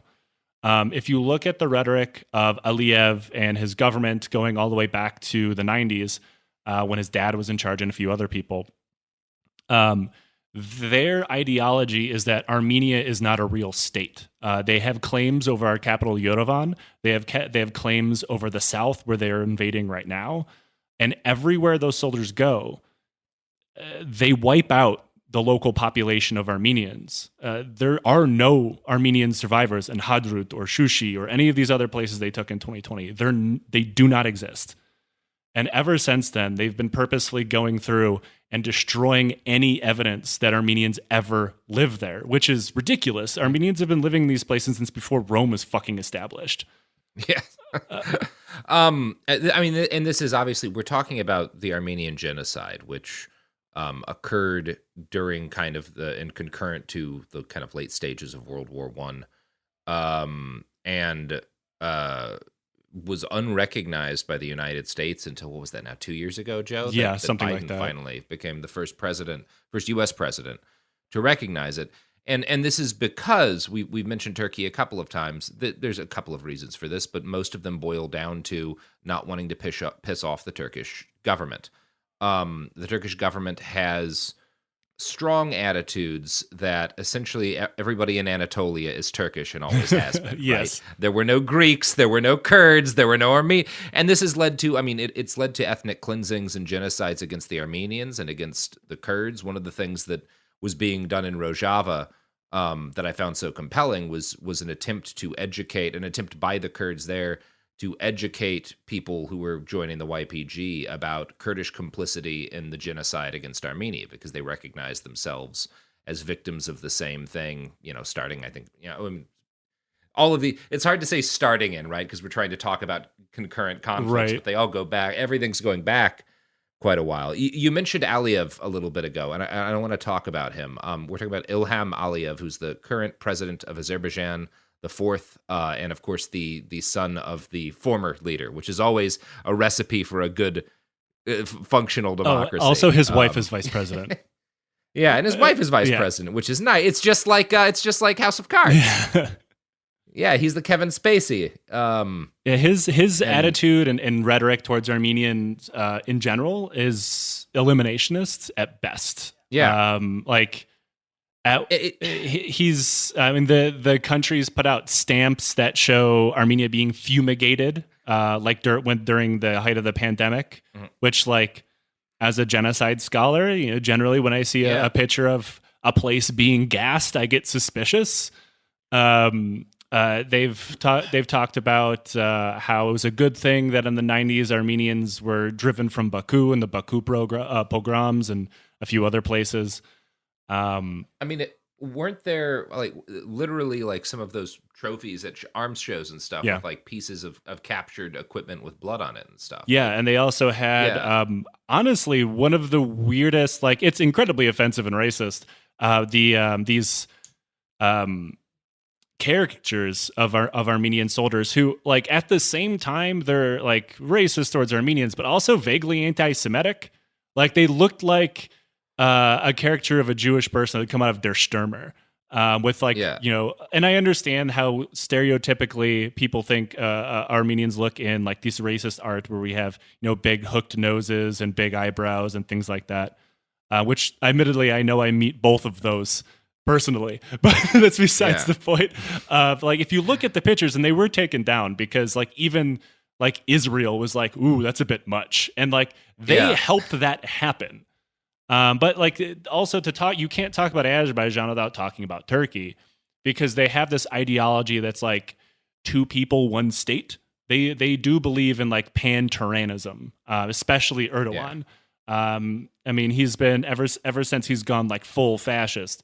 That's something he's been hammering the drum on, and this is an extension of that. He's effectively a neo-Ottomanist. He wants to reunite the Ottoman Empire, which is fucking insane, but also has real life things, But also to bring us, to the conflict that Americans are more focusing on, as we've talked about before. This is another similarity between what Russia's doing in Ukraine and what Azerbaijan and Turkey are doing in Armenia. They're both these kind of redemptionist dreams of people who want to bring back some sort of lost imperial splendor, right? And are utilizing kind of the tactics of genocide in order to try to make that happen. Yeah, I think for Turkey, it's a lot of this lost splendor, especially as their economy shits itself from mismanagement. And I think for Azerbaijan, it's the other way around. In the 90s, when we fought the first Karabakh War, Armenia won. It wasn't from being militarily superior or having more money. It had to do with two largely unorganized forces in the fallout of the Soviet Union, and Armenia ended up winning. And ever since then, that loss has been something of national. It was kind of like the national mythos of Azerbaijan, because before then, Azerbaijan as a national identity simply didn't exist. It's relatively new. And that loss in that war became the defining moment. That's where the loss to Armenia was internalized, and it became school curriculum that Armenians were at fault for everything. We're subhuman. We've been compared to cockroaches. Like, for instance, if you have, say, my last name, you cannot legally enter the country of Azerbaijan. Like, you cannot enter that country with an Armenian last name. Racism and fascism is state doctrine there. So when, their oil production kicked back up from after the war damages and after the fallout of the Soviet Union, on top of military reforms that have been lasting for 30 years, they're the ones on the upswing now, not Turkey, in my opinion. And it also helps they're fighting someone like Armenia, which, Armenians, we have military history and everything, but we have no fucking money. We have no natural resources. Yeah. We have no allies. No one's going to airdrop pallets of fucking HIMARS in Yerevan. Like, nobody's coming to help us. We have AKs that fought in the first war. We have BMP-1s that have probably seen more combat than most people who are still alive. That's an armored personnel carrier, essentially. We have nothing. I'm not going to speak about the capabilities of the Armenian military, but you can imagine what a small landlocked country with a small population, not a lot of money, can field. It's not a lot. It's not a lot, and this kind of gets us to another topic that has to be broached with, which is kind of talking about the relationship of Russia to all this, because one of the things that's very frustrating about this conflict is that Americans particularly tend to want things very simply. So you've got a Russian client state, which is how it's not what Armenia is. I'm not saying that, Joe, obviously, but is how it's easy to especially kind of in the boil out, sort of break things out as is like, okay, you've got this state backed by Russia, and then you've got this other state fighting it that's backed by Turkey. Well, Turkey's part of NATO. They're part of, the fight against Russia, so they must be the good guys. And none of that's accurate. Absolutely not. No. But I think it's important to explain why. So, it's really hard to explain Armenia and Russia's relationship other than imperialism. Obviously, Armenia has been conquered by countless countries throughout our fucking long history, but the most recent one being the Soviet Union, which we did not join willingly. And then after the fall of the Soviet Union, the Russian Federation. We're solidly within Russia's sphere of influence, and it's by no active choice of ours. We're members of the CTSO. We're members of the Eurasian Economic Union, and neither of those were by choice. We were strong-armed into it because there's nothing else. There's no other option. And as far as it goes, is this the brotherly relationship or this client state? It would be exactly like someone blaming Ukraine for what happened in Maidan, or blaming Ukraine for what happened in 2014, or what happened now, because they're trying to get away from that. We can't. We don't have the resources to do it. Just for an example of how Armenia plays tightropes this shit. Never once have we voted in favor of Russia during this war. We our representatives to the UN, our Ministry of Foreign Affairs, our Prime Minister is solidly neutral because that's the best he can do. Right. He's either voted against, he's abstained. He's never voted to support Russia during this war at all. Now, obviously back in 2014, there was a different Armenia. We had a pro-EU movement here that was quite strong. This is before I lived here, of course, that voted to declare our intentions to want to join the EU. I believe this is under President Sargsyan. And it passed overwhelmingly in the popular vote because unlike the people invading us, we are a free and fair democracy with the freedom of speech and expression and everything else that people like to claim they want to defend, but they don't. And after a 5-minute meeting with Putin, it was gone. There was no more referendum, and we decided not to join the EU anymore. By we, I mean the president. After that, we had our Velvet Revolution in 2018, which got rid of him and distanced ourselves from Russia as much as we realistically could. So in 2014, I believe, for instance, Armenia kind of slightly supported Russia when it came to annexing Crimea. And now you can kind of see why. The president was a fucking stooge. That's not the case anymore. We now have a parliamentary system. And as much as I'm not the biggest fan of Prime Minister Pashinyan, he's not that guy. That's not like the 2014 to 2020 in Armenia is a different fucking world. And I know, like you said, people really like to simplify these things. They want this to be a team sport. They want this to be NATO versus Russia and, people like Belarus or whoever else. But there's a pretty big fucking difference here. We have not actively supported this war. There has been anti-war protests outside my fucking window since the war has started. Ukrainians have flooded here by the thousands, and they have met nothing but Armenians who have welcomed them with open arms. Russians have come too, and we're not the biggest fans of them, but what can you do about it? We're solidly neutral in this, and it's one of the things that fucking. And I mean, granted, neutral government-wise, people-wise, absolutely, we're not neutral. One of the things that pisses me off the most is that people can see the realities of the war in Ukraine, where they can see right through Russian propaganda when it's like demilitarization, denazification, whatever, and they can see on its face that's complete and utter bullshit. But like when. Because, Ukraine is fighting for their sovereignty, their independence, and their right to exist that we all have. And when it comes to us, we don't get that. They're like, oh, well, we're calling for both sides to de-escalate, and maybe Armenia shouldn't have fucking started this. We haven't done anything. It was fucking midnight last night, and the South started being bombed. What the fuck is there to be de-escalated? You can't de-escalate self-defense.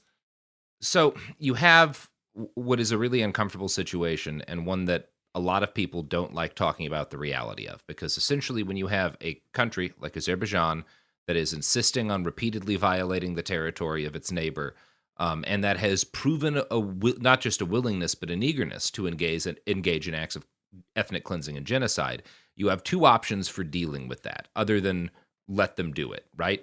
Option one is send in peacekeepers to stop the aggression. Now, Russia has troops that were called peacekeepers in the area. You could debate prior to the invasion of Ukraine how good they were at that job, but they certainly are not capable of doing it now.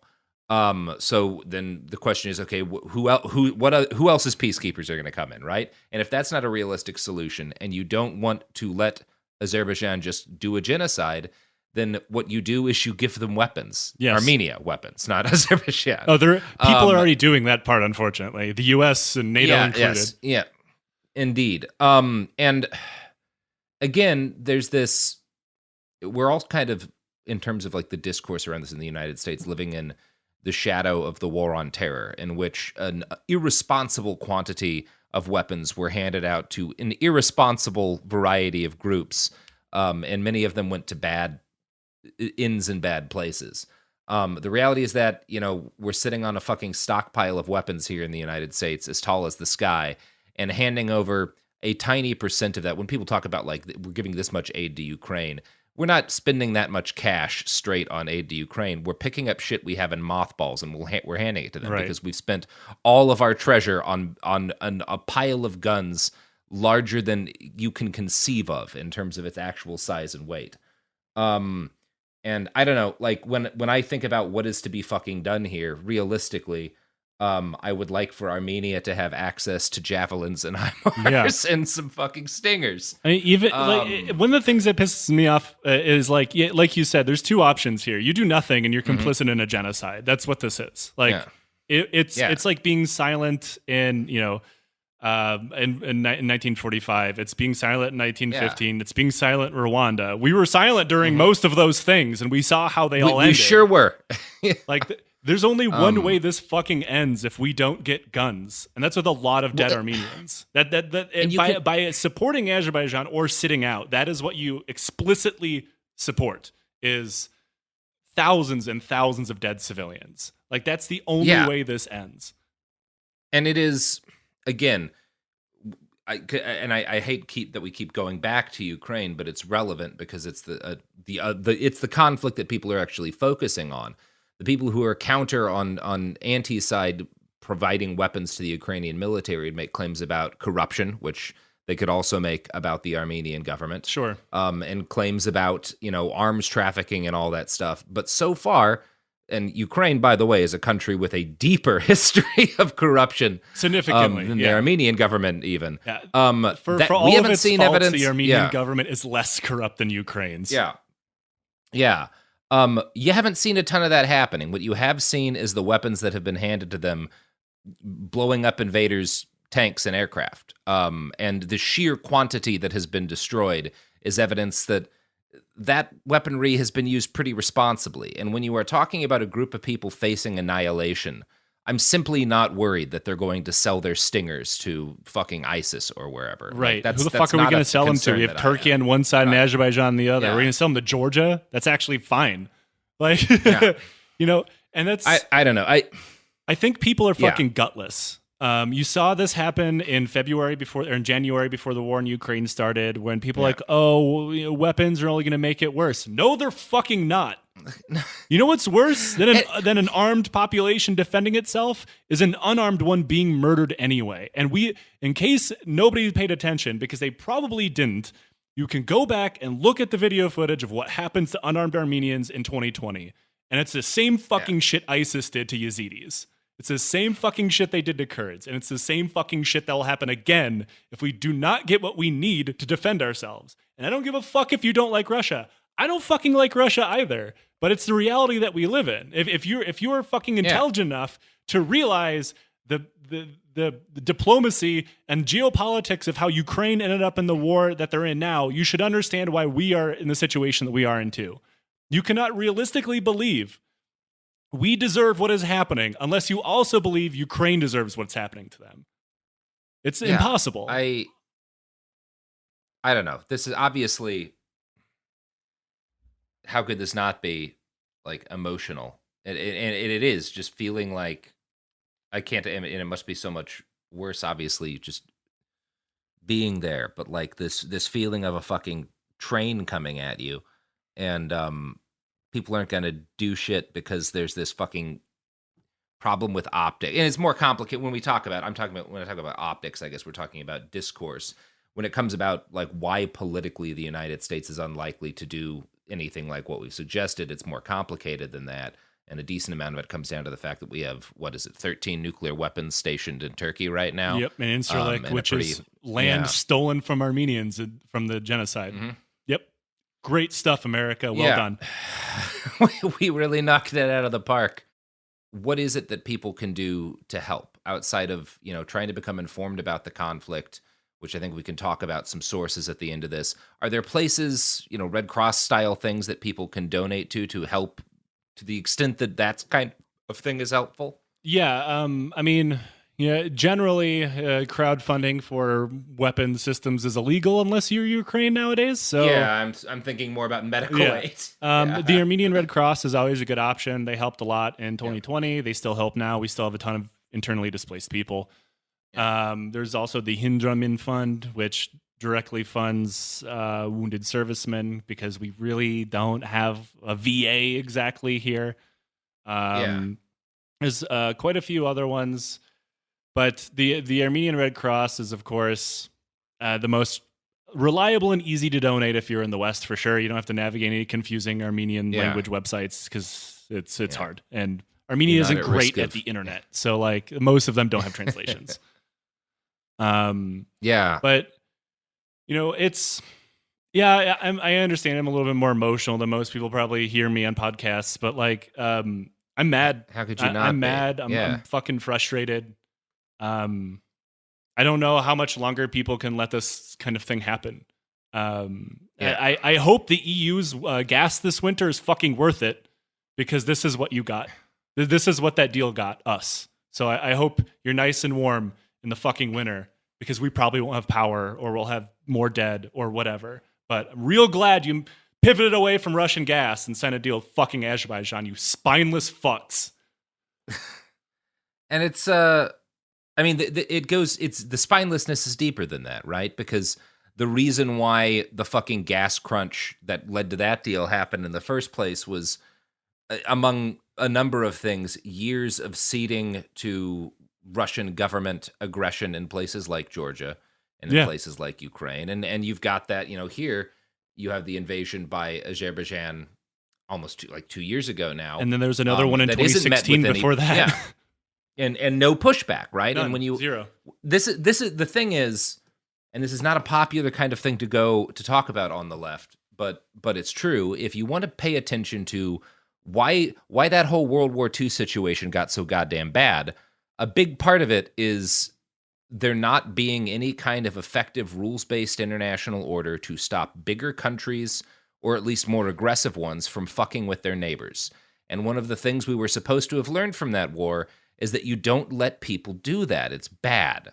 Yeah, and it then shouldn't we be did that a hard bunch to of it, explain right? to people that when a we motherfucker did a shows bunch up, of it, yeah. like it shouldn't be that hard. I don't care what your politics is. I mean, everybody knows that we're both very left wing, but when someone comes and continuously fucks with you, the only way to make them stop is by hitting them in the goddamn face until they realize it's not a good idea. Like, and this I don't care. Like, diplomacy doesn't work when one side only wants you dead. You can't debate my right to live, or my neighbor's right to live, or these kids' right to live, whoever their fucking school's bombed right now. There's no debate to be had. You have to hit them until they fucking stop. There's like, I'm sorry, there's not going to be any de-escalation of fucking genocide. Like, that's not how this works. People tend to get this in the immediate sense when you're talking about, some fucking bigot in front of you. Everybody loves, cheering on a video of some guy, dropping a racial slur and getting knocked to the ground. Obviously, those are a lot of fun. Those are great. But the moral is that if you let assholes, the actual moral of like why it's important to punch Nazis in the face when they're doing Nazi shit, is that if you just let them do Nazi shit and you try to like appease them and calm them down, you'll often calm them down here and there and they'll like back off, but they'll have gotten a little bit more. They'll have gotten a little bit of what they want. They'll have gotten a little bit further. And they just keep making shit worse until somebody actually does fucking drop them. And it's the same with, and again, we just talked about what the great lesson of World War II should have been. And the thing that actually happened is the generation that took power in the United States and in a lot of other Western countries after that, not exclusively the West, but I think we're talking about our people here, immediately went and fucked around and carried out acts of aggression all over the world. But that doesn't mean the basic lesson is bad. The lesson is don't let we should not have been allowed to do that. But we shouldn't, like, that should not be a thing that the world accepts. Like you can't just sit back and be like, oh, well, that country's going to go do a genocide now, but it's far away. So there's nothing to be done. Other than continue to buy the oil of the people doing the genocide and thereby fund the genocide. Right. Like it's fucking unconscionable, man. Like, and even if you want to look at this as like the West also fucked around during the Cold War, which like, yeah, you know what stopped For sure, them? everybody did. You know It what was a stopped big them? fuck around. They didn't fuck around so much in Southeast Asia after the U.S. got punched in the fucking face in Vietnam, did they? That's right. Yeah. Like, there was a lot less fuckery. This shouldn't be this fucking complicated. I don't care what political ideology you subscribe to. Like, it's self-defense. Like, it's collective, self-defense. mutual self-defense. When we need help, you give us fucking help. Like, it shouldn't be that fucking hard. I mean, to be fair, for some people, it will never truly matter because they don't see countries like Armenia or countries like Azerbaijan as having agency to do their own things and want their own things. And if that is you, I hope to see your house on CNN one day. But like, there should be like, that sounds like an old Russian curse, like may your house be on CNN. I believe it's from the Balkans. Yeah. But I can imagine. Yeah. Some little old lady saying that to you. Like we have the right to freedom as much as anyone else. And, not only that, we've achieved it. Like Armenia is a moderately progressive place. I mean, we're still working on some things. We have the freest democracy in the region. We have great standard of living for most people. And it was only getting better. This is a place that has freer and fairer elections than virtually anyone else over here, to include Russia, to include fucking Ukraine, to include Turkey, to include all of these places that people insist are worth defending. I'm just curious why we're not. Why are Armenians less than? What did we ever fucking do to deserve this? It's incredibly depressing. Maybe we're not the right shade of white. I don't fucking know anymore, man. Like it's really weird to me. Even like internationally, geopolitically, the Secretary of State Blinken urged both sides to de-escalate. Suck my fucking dick. Like, what are we de-escalating? They're invading us. I would like to ask Al Qaeda. How do you de-escalate? I would really like to ask the city of New York to de-escalate when planes flew into the World Trade Center. Like, get the fuck out of here. Like, how do you de-escalate this? They're bombing cities. Like, it's maddening. And it's not going to end. It is. It's not going to end until someone fucking ends it. We can't. We just had a generationally destroying war 2 years ago that we've not recovered from. We have an entire society that's dealing with various different forms of PTSD. We don't have the institutions to take care of all of the victims from 2 years ago. We didn't get any help then either. And we're not going to get any help now. I think, again, there's this tendency towards isolationism in the left brought on by the Iraq War. But none of this, if nothing is done, if there's no international response to this, and if the Azeris aren't stopped by, in autochthonic resistance, then it won't stop with Armenia, because violence of this sort never does. There's a book. I'm interested in your thoughts on it, actually, Joe, but I found it quite illuminating a number of years ago. An Inconvenient Genocide by Adam Hochschild, which is about the Armenian genocide and its influence on Hitler, making the point that even though Hitler never was anywhere close to Armenia, neither were any fucking German troops, for that matter, particularly close. Oh, they sure were. Imperial German troops were very much in charge of a lot of different death squads. It's a weird story. Hitler's Germany. Yeah, of course. I apologize. I meant the Wehrmacht. To be fair, they tried. But the point that Hochschild was making was that Hitler was not engaged in the Armenian genocide, but he paid attention to it, and the fact that the Young Turks got away with it. Yeah. And got to take land that, as you pointed out, is currently occupied by some U.S. nuclear warheads, was part of what emboldened him to do not just the Holocaust, but everything he did in Europe. And there was a line specifically in reference to the Holocaust from Hitler, I believe it was during his table talk, that was like, essentially he was saying, well, of course we'll get away with it. Nobody remembers Armenians anymore. Yeah, it's literally on the wall of our genocide museum. Did anyone do anything to Turkey? Yeah. Exactly. And that's the thing, and is like, the fucking it goes back to 2020, right? Like, everybody was saying, because I understand the politics behind Artsakh are messy for people who are not from this region, and I don't have enough time to go into them. Majority Armenian population that was given to Azerbaijan by the Soviet Union with absolutely no process, and they attempted to vote to join Armenia while we were still in the Soviet Union, which is well within the rights, according to the Soviet Union's constitution, if such rights functionally existed, which they did not. And that's what started the first war. But in 2020, every war has been about that ever since, effectively, at least politically on its surface, because internationally is recognized as part of Azerbaijan, because they go off old Soviet maps for fucking reasons. I don't know. I mean, we could talk about Sykes-Picot. Yeah, here exactly. Too, but like, you know, in 2020, people were saying that like, oh, if this will all end if Armenia simply gives up Artsakh, which we don't claim Artsakh. Nobody, I mean, some people do. The government does not. We don't recognize it as an independent country either, which they themselves have declared themselves. It's messy, I understand, but it's not within the Republic of Armenia to negotiate the non-existence of the Republic of Artsakh. That is their right to self-determination. That is politically what the government believes. Now, they were saying, well, now that these areas have been taken over by Azerbaijan, we can finally move towards peace. There was fucking peace talks a week ago. The Prime Minister Pashinyan met with Aliyev, I believe in Belgium. I'm not entirely sure. They literally met a week ago. Maybe it was 2 weeks ago. Like it was very recent. But the thing is every time this peace process starts again, this happens. Because it's not about Artsakh. It's not about Nagorno-Karabakh. It's not about any of these. It's about our right, our fundamental right to exist. They do not believe in it. Like it's not just like it wasn't about Jews being involved in business. It wasn't about Jews marrying Germans. It was about their fundamental right to exist.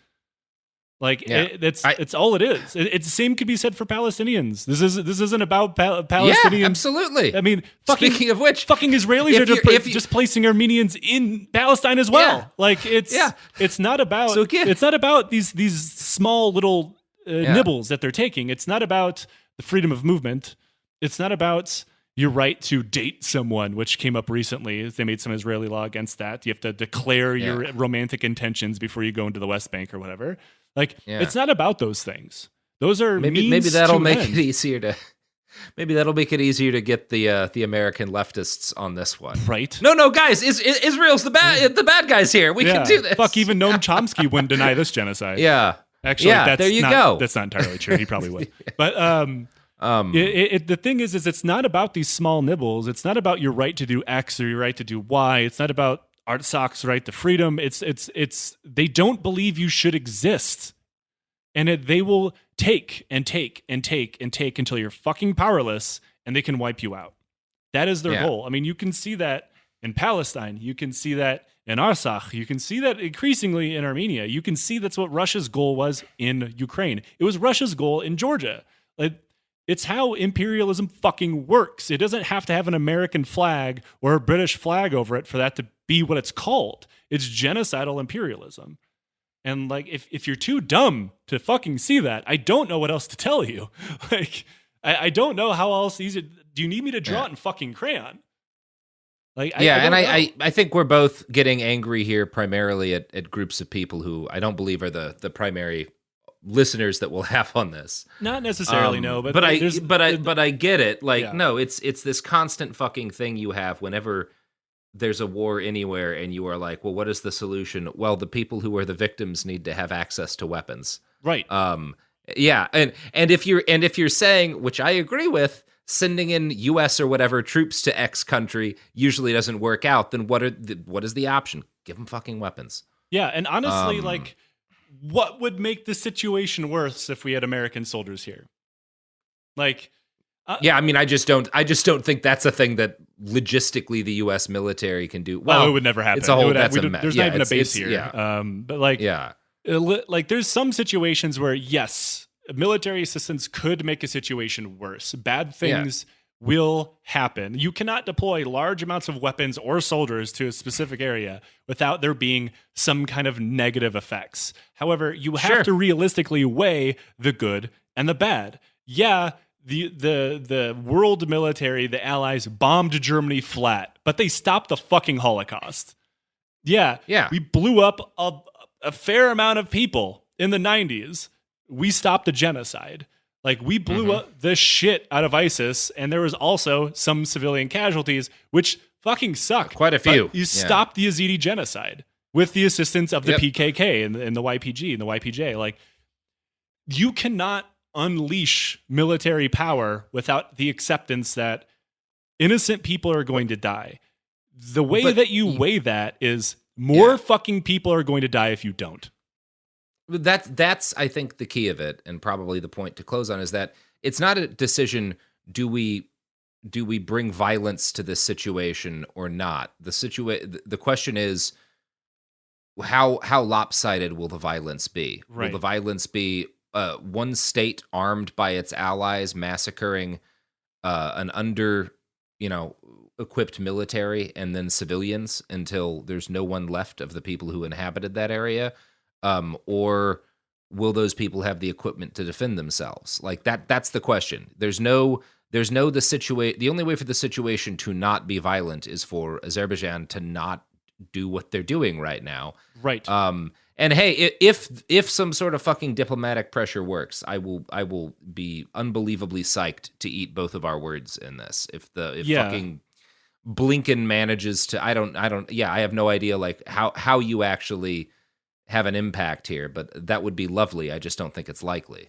Yeah, don't get me wrong, there's a time for diplomacy, and that time ends when troops attempt to cross the border or they start cluster bombing our cities. Like there's a time for diplomacy, and not that you can do two things at once. And to be completely clear, I'm not calling for like the 101st to fucking land in Yerevan or whatever. Like I don't want the American military to come here. We'll take care of ourselves, but we need the tools to do so. And the fact remains is like you can be vehemently against war. I know I am. I fought in them. They fucking suck. I do not want war to happen to anybody. But when it comes, talking's over, or at least it hits the back burner. Like there's negotiations going on in Ukraine and Russia that we don't hear about.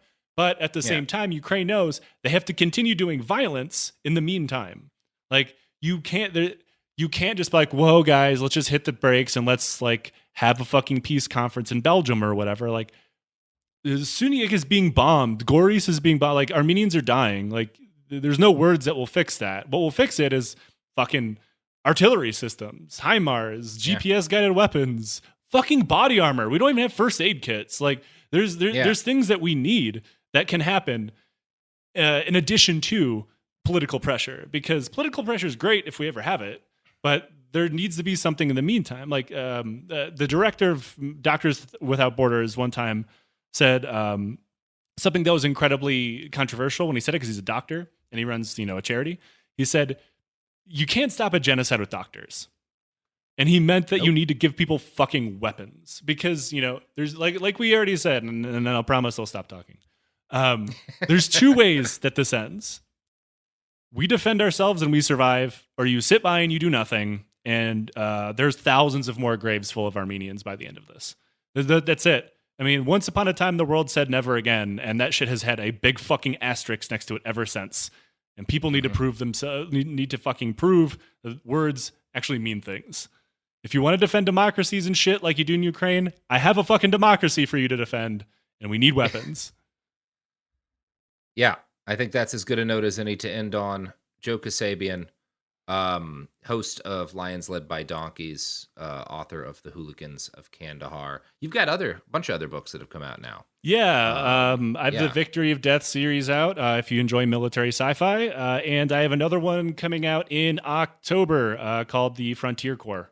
You can pre-order it now. If you look on my Twitter, you can find the link to pre-order it. It's free if you have Kindle Unlimited, so if for the ebook. Also, if you don't feel like giving me money, that's great to donate to the Armenian Red Cross. They need it more than I do. Yeah. All right, everybody, that's the episode. Bye.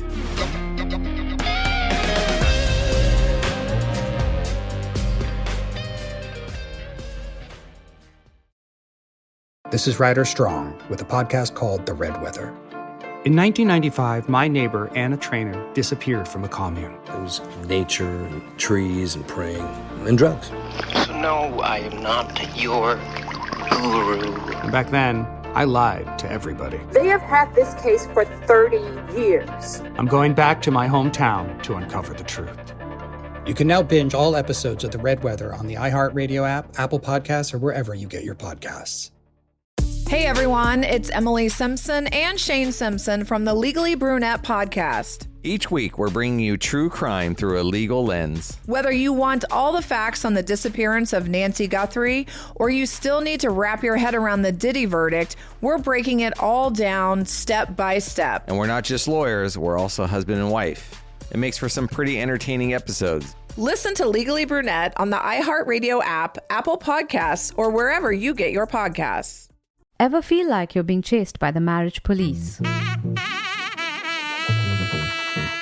Welcome to Boys and Girls, the podcast where dating isn't dating. Arranged marriage is basically a reality show, except the contestants are strangers and your entire family is judging. You're sipping coffee with one maybe, grabbing dinner with another, and praying your karmic Ken or Barbie appears before your shelf life runs out. Trust me, I've been through this ancient and unshakable tradition. I jumped in hoping to find love the right way, and instead I found chaos, cringe, and comedy. And now I'm looking for healing. Boys and Girls dives into every twist and turn of the arranged marriage carousel. The meet awkward, the near misses, the heartbreak, and let's not forget all the jokes. Listen to Boys and Girls on the iHeartRadio app, Apple Podcasts, or wherever you get your podcasts. You know Roald Dahl, the writer who thought up Willy Wonka, Matilda, and the BFG. But did you know he was also a spy? Was this before he wrote his stories? It must have been. Our new podcast series, The Secret World of Roald Dahl, is a wild journey through the hidden chapters of his extraordinary, controversial life. His job was literally to seduce the wives of powerful Americans. What? And he was really good at it. You probably won't believe it either. Okay, I don't think that's true. I'm telling you, the guy was a spy.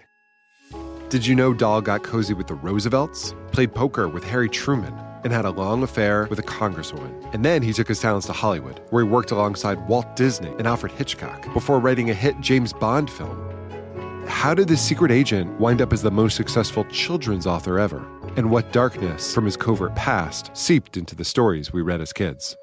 The true story is stranger than anything he ever wrote. Listen to The Secret World of Roald Dahl on the iHeartRadio app, Apple Podcasts, or wherever you get your podcasts.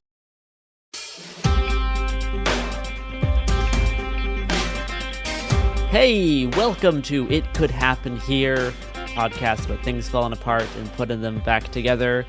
And this is another Andrew episode. So, hello. Yes, greetings.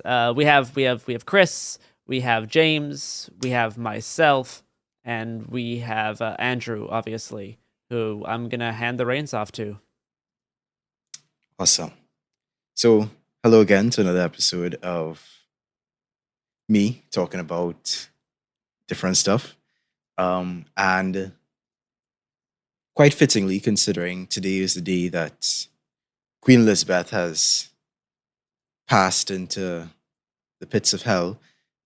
We are deeply, as a citizen under the Commonwealth, we are deeply saddened by the loss of Queen Elizabeth. Yeah. All my colleagues have reached out to me today, and I am okay, guys. I'm gonna make it. Wow, that is so funny. Today, we will be discussing a current member of the Commonwealth, one of quite a few Twin Island nations in the Caribbean, that being Antigua and Barbuda, and more specifically, Barbuda. Barbuda is an example of African resilience. It's an example of a society in touch with its environment. It's an example of the capability of the commons as an institution. And it's an example of sticking it to the crown, to be quite honest with you. Nice. I'm excited to learn more about that. Yes, so I don't think many people know about Barbuda and its history. I doubt most people could place it on a map. But it represents quite the interesting story. So to begin, I should probably explain what is a Barbuda. Barbuda is an island located in the Eastern Caribbean, forming part of the sovereign state of Antigua and Barbuda. It's located north of the island of Antigua and is part of the Leeward Islands of the West Indies. It comprises of about 62 square miles.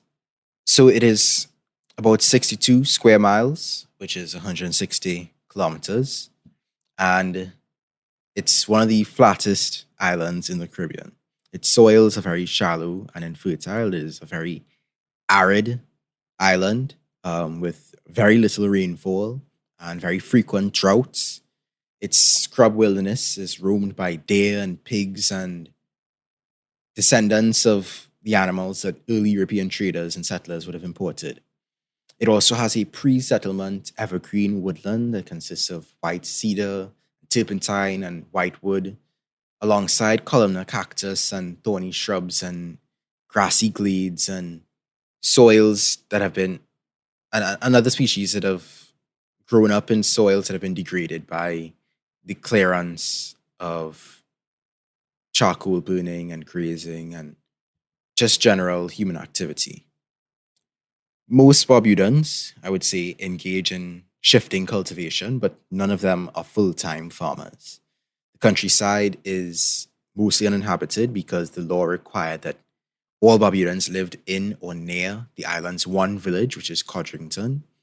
And there, according to the 2011 census, there were roughly 1,634 people on the island. Of course, that has changed in recent times, and we'll get into that shortly. Barbuda is yet another example of a distinctive community emerging out of the colonial era that swept through the Caribbean. I've mentioned the Maroons before, the different Maroon communities that have existed on the different Caribbean islands and in Guyana and Suriname. But I think Barbuda and their story represents really the diversity of how colonialism manifested in the region. Barbuda's people have a sense of identity and attachment to locality that is, I think, very distinctive and very unique among people of the Caribbean. Not to say that the rest of us don't have a sense of identity or an attachment to locality, but their story and their tradition reaches back over 2 centuries of near independence and quite significant levels of autonomy, which was unheard of in most of the Caribbean due to the legacy of slavery. Representing a very close-knit and traditional community, Barbudans' approach to using and stewarding the resources reflects that long legacy of isolation, of ecological constraint being on such a small island, of familial closeness having such a small population, and of social interdependence, considering the series of administrators that they had dealt with and how each of those administrators neglected or ignored them. Barbudans, both home and abroad, are still very much attached to their island because they have long held it in common. So,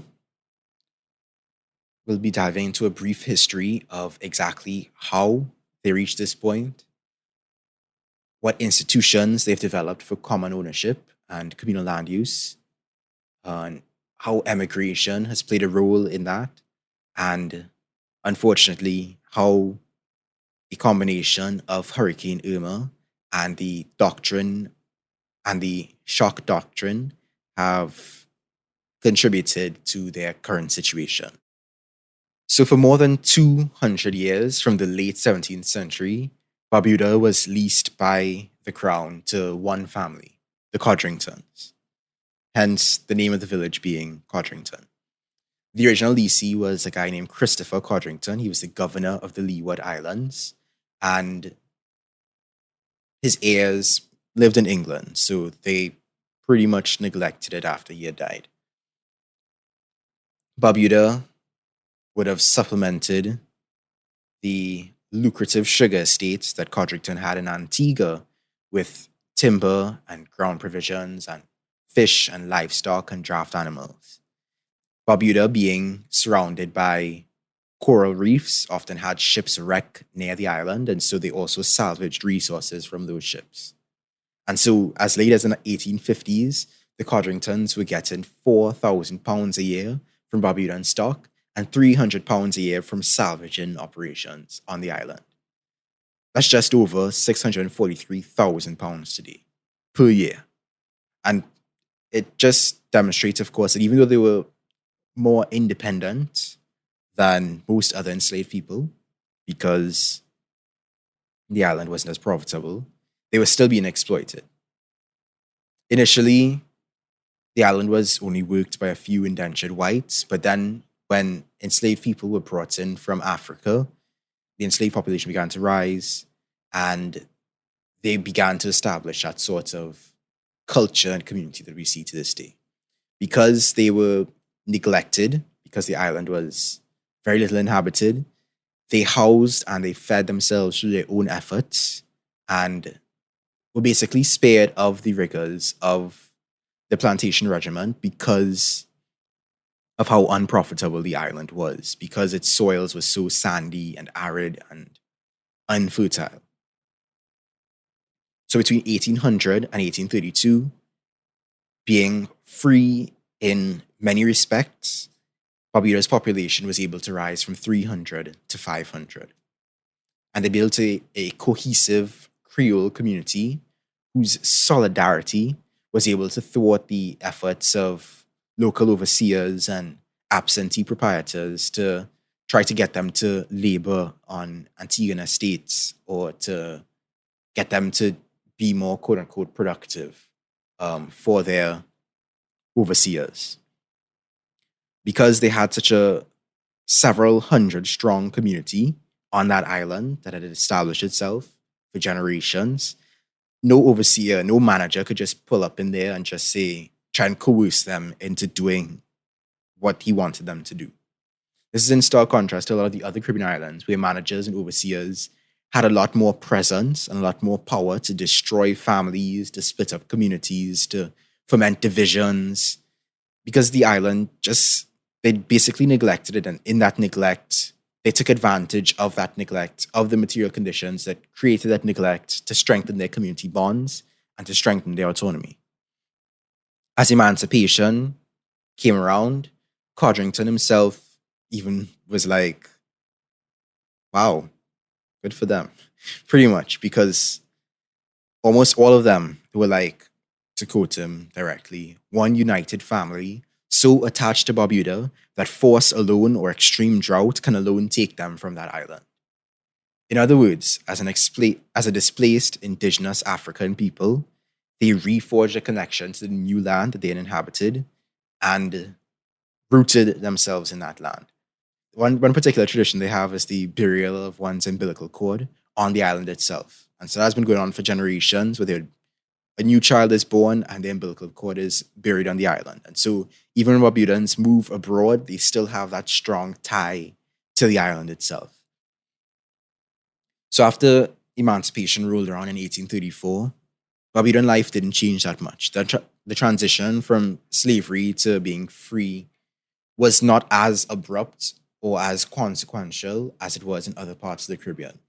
They didn't become landowners. They didn't necessarily get any political power automatically, because Barbuda was still being assigned to crown leases, which had certain agreements and contracts in place with the crown, that kind of thing. But they were still being exploited, but things were a bit easier for them to transition compared to other places. An 1835 agreement had secured Barbudans employment on Codrington Enterprises at specific rates of pay. But after the contract had lapsed, it really reverted to a sort of a relationship of coercion. They wouldn't pay them their wages. They would take quote-unquote recalcitrant Barbudans and transport them to Antiguan jails or plantations, and they would continue to just siphon off of the island. One of the only exports really on the island at the time was cattle, mostly for Codrington's estates in Antigua. Cattle, sheep, and firewood. And the people themselves were engaged in cultivating provisions, yams, potatoes, corn, and supplying their own, farm industry, their own clothing, their necessities. So Barbudans would continue with their different occupations, their hunting and their fishing, their provision tending, their cutting wood and burning charcoal and salvaging wrecks. Sometimes they would be employed by proprietors or governments, but most times they either disregarded these authorities or acted in open defiance. And so agents of the state would often complain about Barbudans and their disregard for the crown's property and the estate's property. They would often be accused of poaching Codrington's cattle, and so there was one attempt in particular to seize all their guns and send them off of the island. And so when the government did step in and condemn the Barbudans for, taking cattle when they wanted to take cattle, Barbudans basically pulled an Uno reverse card and demanded redress against interference with their livelihoods. They basically were like, I'll quote one petition that was written by Barbudans in 1869. We are deprived of the use of our firearms, whereby most of us live in shooting any large fish, turtle, or wild birds. We are told to take out licenses, yet if we are seen with a gun, not even shooting, we are taken before the magistrate of Antigua, in quotes, and severely punished for it. Our little gardens are gone to waste, and if such as are still in a little cultivation was to be injured by weather, and we by sickness are not able to have the fences repaired directly, it is taken and burned, saying our intention is only to catch the wild beasts of Mr. Codrington's. Eventually, I guess the Codringtons got tired of having to not profit as well as they could have, of having to deal with these independent people. They relinquished on their lease in 1870. They took all their horses and cattle off the island, leaving only the deer and sheep, because you can't really round up deer and sheep as effectively at that point. And they left. And I always find it interesting when Europeans bring like a bunch of European animals wherever they go. It's like, let me just go and set up an estate here in the middle of nowhere and introduce a bunch of deer and sheep and rabbits and stuff. I mean, I think it happened in Australia as well. They just let a bunch of rabbits just go loose just for hunting. It's like, oh, let me like get a hobby that's not shooting animals. But anyway, so because Barbuda was seen as unprofitable, each leasee that got their lease from the crown gutted its resources as much as they could and neglected its inhabitants. William and Robert Dougal of William and Robert Dougal's Barbuda Island Company never invested the annual £1.5 or £1,500 required by their lease. Only £700 rather than their promised £6,000 worth of stock were introduced, with barely a score of Barbudans employed as graziers. And even though they allegedly attempted to plant certain coffee, cola, cocoa, and other fruits, they neglected that too. And eventually in 1898, a derelict Barbuda was forfeited to the crown for a non-payment of rent. When a government official visited the island, he found the deer were almost exterminated, the satinwood and logwood were depleted, the cattle were famished, the fences were in disrepair.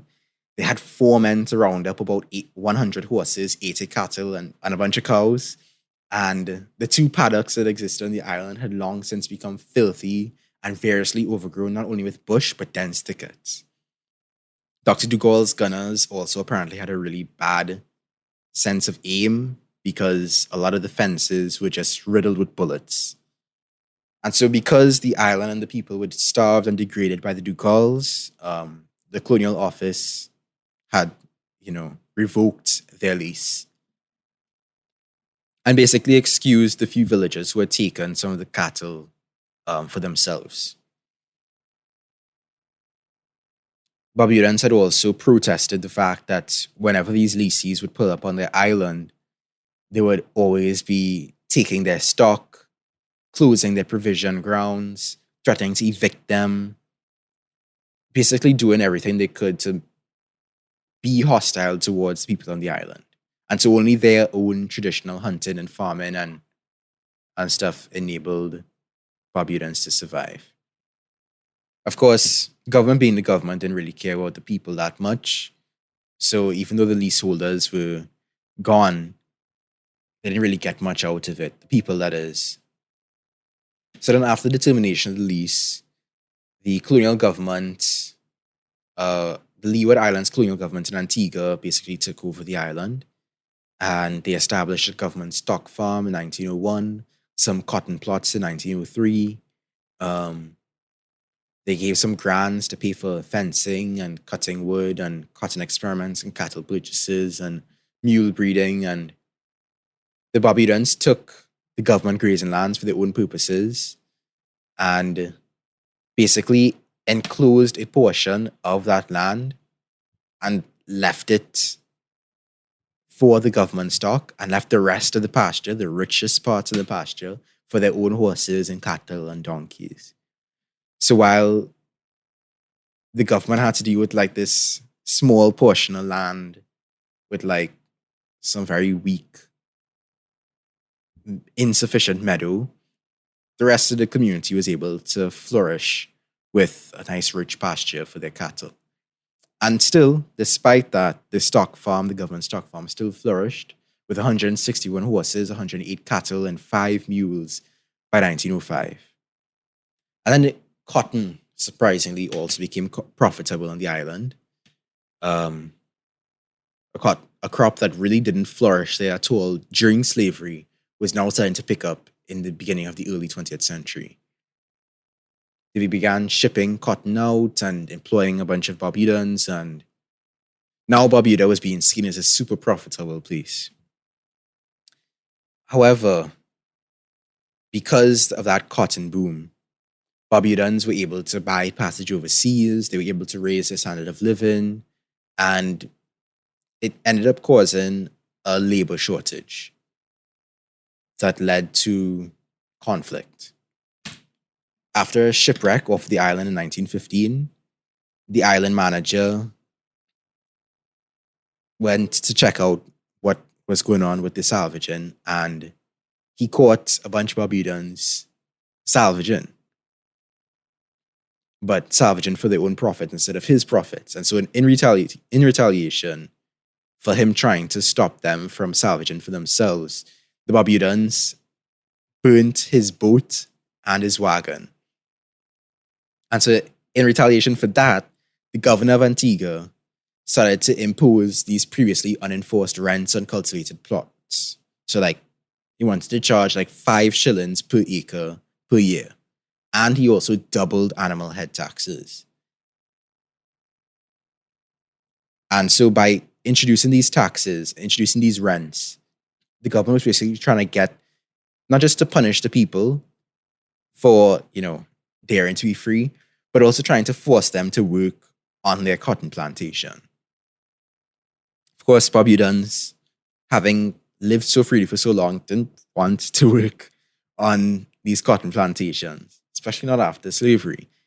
And so the people petitioned the crown against this kind of semi-indentured servitude that the governor was trying to introduce.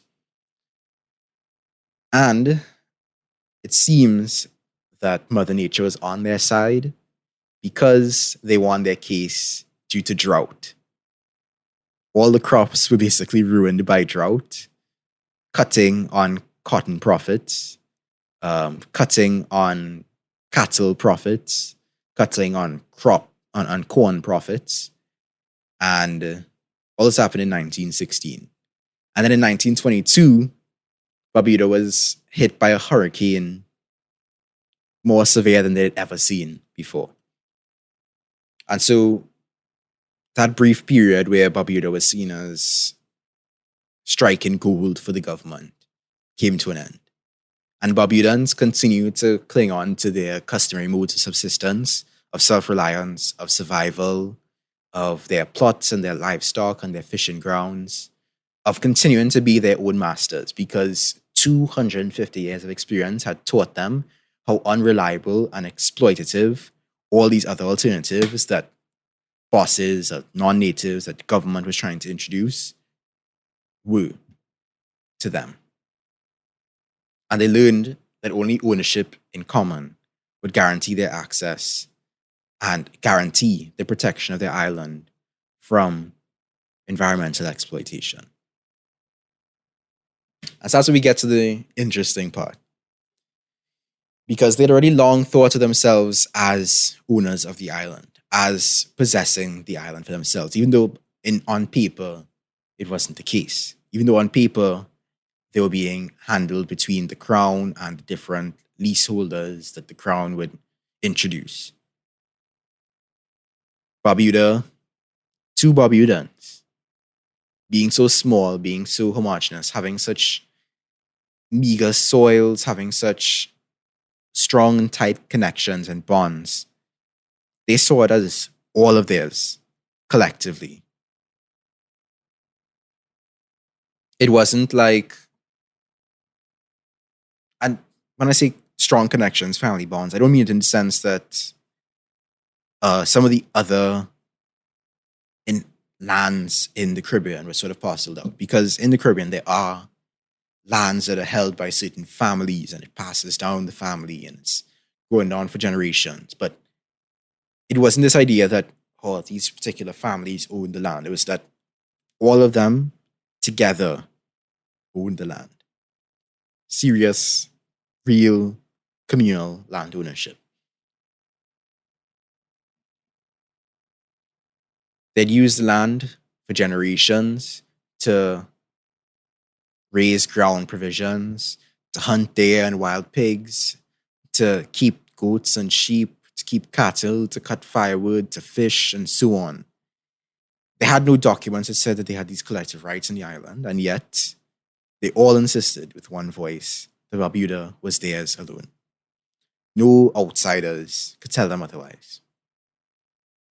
And furthermore, they had proven again and again and again that outside proprietors were powerless in the face of their attempts to run the island for themselves.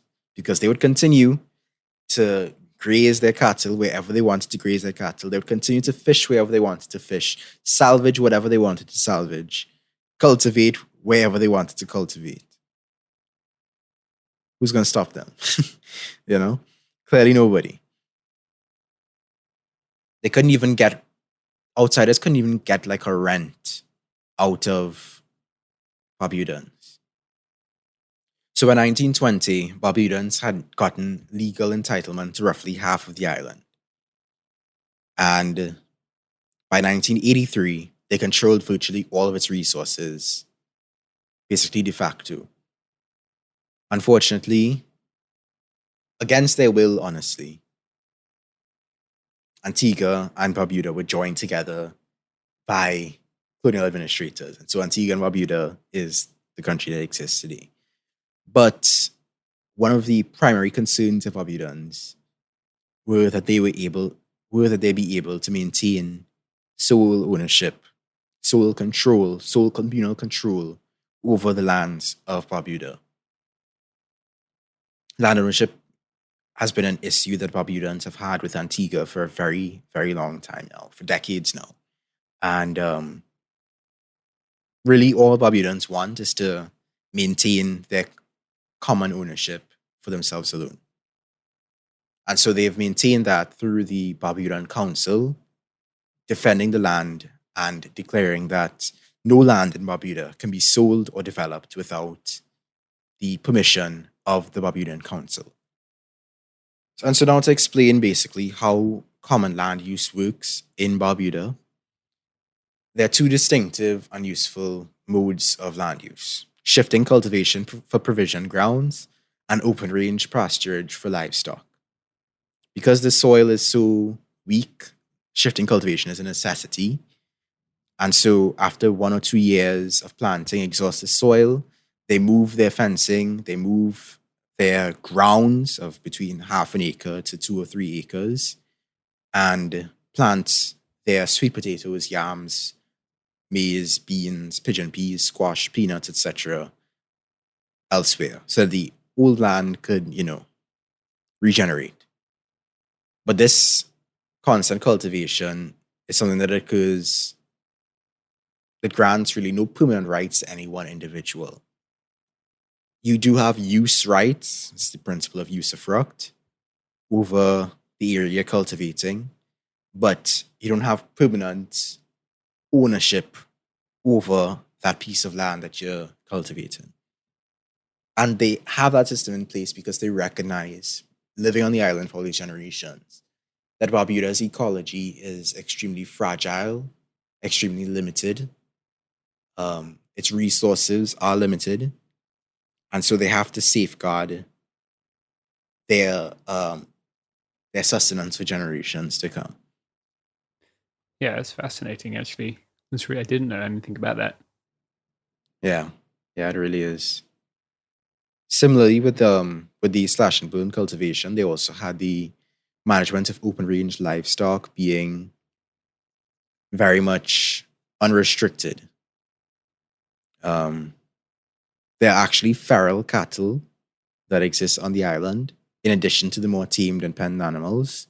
And so how they allow all their animals to, mix and mingle. Different families or different individuals would have their specific cattle or horses or sheep or whatever earmarked or branded. But for the most part, they've maintained this sort of open range husbandry because it helps to sustain their unity. It helps to maintain and strengthen their social bonds and their community solidarity, to basically ensure that everyone is taken care of in a place that is so scant of resources. And lastly, through one of the ways that they maintain the balance of the island is through emigration. The population has basically stayed at that level because they've stayed within the limits of the resources they have on the island. And so young Barbudans have had to leave the island while still maintaining their communal use rights to the land. And then eventually they would make remittances of money or resources and periodic returns that would help to introduce, healthcare resources and housing resources and education resources to the island. So it's not that they're like completely isolated from the outside world, living in this sort of bubble. They do still have that exchange going on. Most of the immigrants live in 3 primary communities. St. John's, Antigua, of course, seeing as it's their neighbor. A lot of them are in New York City. I mean, a lot of Caribbean people in general are in New York City, but Barbudans are in New York City. And a lot of them also live in Britain, in Leicester, as part of the West Indian exodus that took place all the way back in the late 1950s. Yeah. So, to sort of wrap things up here, their communal ties and their solidarity have allowed them to cope with a harsh environment and to successfully navigate a succession of misinformed, aloof, sometimes actively hostile, and mostly incompetent proprietors, managers, and administrators.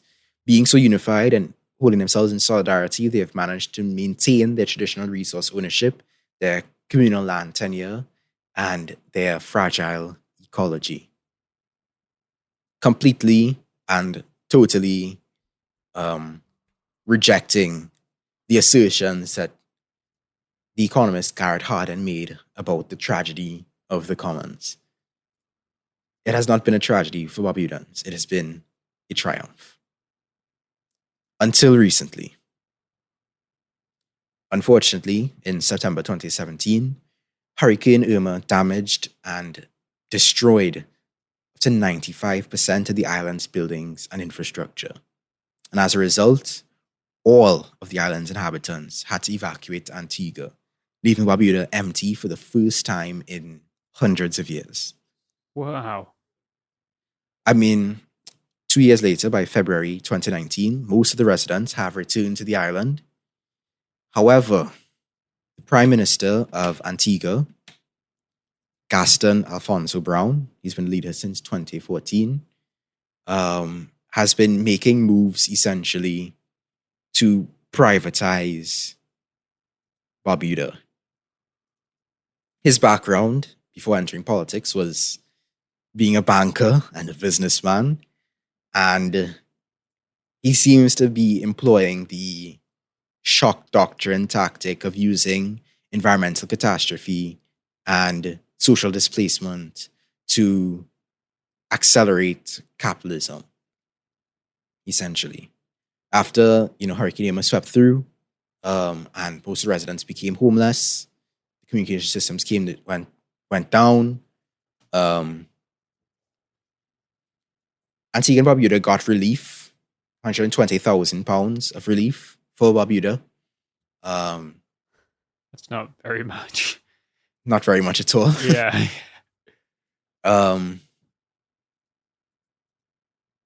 But it would take over $100 million to rebuild the homes and the infrastructure in Barbuda. All the critical infrastructure that existed, the food supply, the medicine, the shelter, electricity, water, communications, waste management. And as one person said, the director of Antigua and Barbuda's National Office of Disaster Services, Phil Mullen, he said, "In my 25 years of disaster management, I've never seen something like this. It is optimistic to think anything like this could be rebuilt in 6 months. They have to rebuild entirely all of their public utilities." And so essentially what Prime Minister Gaston Alfonso Brown is trying to do is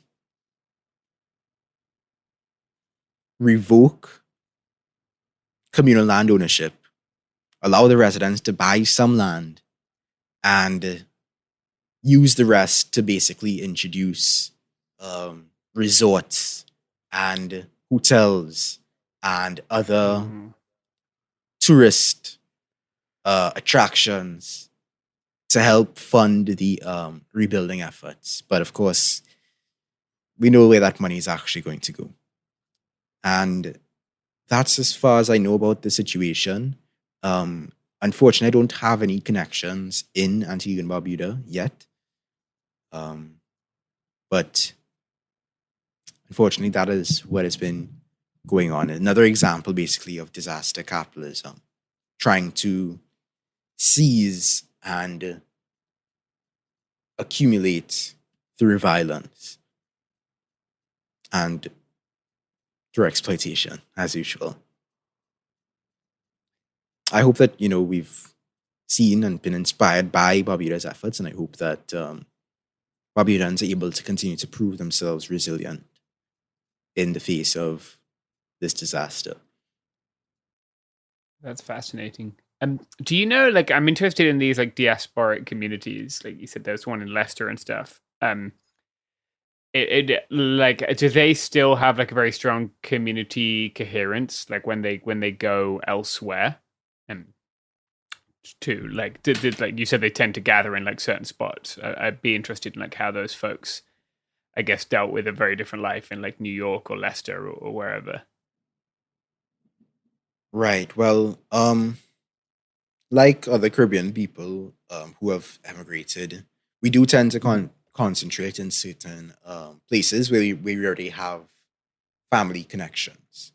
I think most Caribbean people have at least a relative living abroad. Yeah. An uncle, a great uncle, a second cousin, a cousin, whatever.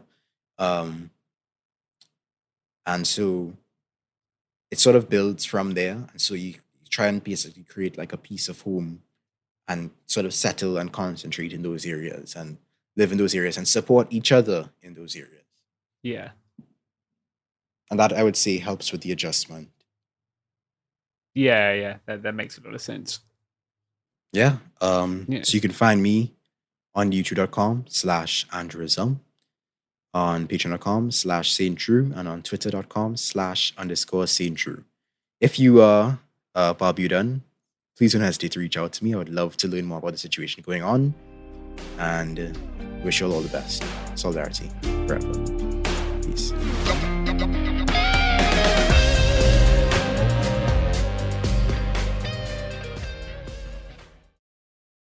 This is Ryder Strong with a podcast called The Red Weather. In 1995, my neighbor, Anna Trainer, disappeared from a commune. It was nature and trees and praying and drugs. So no, I am not your guru. And back then, I lied to everybody. They have had this case for 30 years. I'm going back to my hometown to uncover the truth. You can now binge all episodes of The Red Weather on the iHeartRadio app, Apple Podcasts, or wherever you get your podcasts. Hey everyone, it's Emily Simpson and Shane Simpson from the Legally Brunette podcast. Each week, we're bringing you true crime through a legal lens. Whether you want all the facts on the disappearance of Nancy Guthrie or you still need to wrap your head around the Diddy verdict, we're breaking it all down step by step. And we're not just lawyers, we're also husband and wife. It makes for some pretty entertaining episodes. Listen to Legally Brunette on the iHeartRadio app, Apple Podcasts, or wherever you get your podcasts. Ever feel like you're being chased by the marriage police? Welcome to Boys and Girls, the podcast where dating isn't dating. Arranged marriage is basically a reality show, except the contestants are strangers and your entire family is judging. You're sipping coffee with one maybe, grabbing dinner with another, and praying your karmic Ken or Barbie appears before your shelf life runs out. Trust me, I've been through this ancient and unshakable tradition. I jumped in hoping to find love the right way, and instead I found chaos, cringe, and comedy. And now I'm looking for healing. Boys and Girls dives into every twist and turn of the arranged marriage carousel. The meet awkward, the near misses, the heartbreak, and let's not forget all the jokes. Listen to Boys and Girls on the iHeartRadio app, Apple Podcasts, or wherever you get your podcasts. You know Roald Dahl, the writer who thought up Willy Wonka, Matilda, and the BFG. But did you know he was also a spy? Was this before he wrote his stories? It must have been. Our new podcast series, The Secret World of Roald Dahl, is a wild journey through the hidden chapters of his extraordinary, controversial life. His job was literally to seduce the wives of powerful Americans. What? And he was really good at it. You probably won't believe it either. Okay, I don't think that's true. I'm telling you, the guy was a spy. Did you know Dahl got cozy with the Roosevelts, played poker with Harry Truman, and had a long affair with a congresswoman? And then he took his talents to Hollywood, where he worked alongside Walt Disney and Alfred Hitchcock before writing a hit James Bond film. How did this secret agent wind up as the most successful children's author ever? And what darkness from his covert past seeped into the stories we read as kids?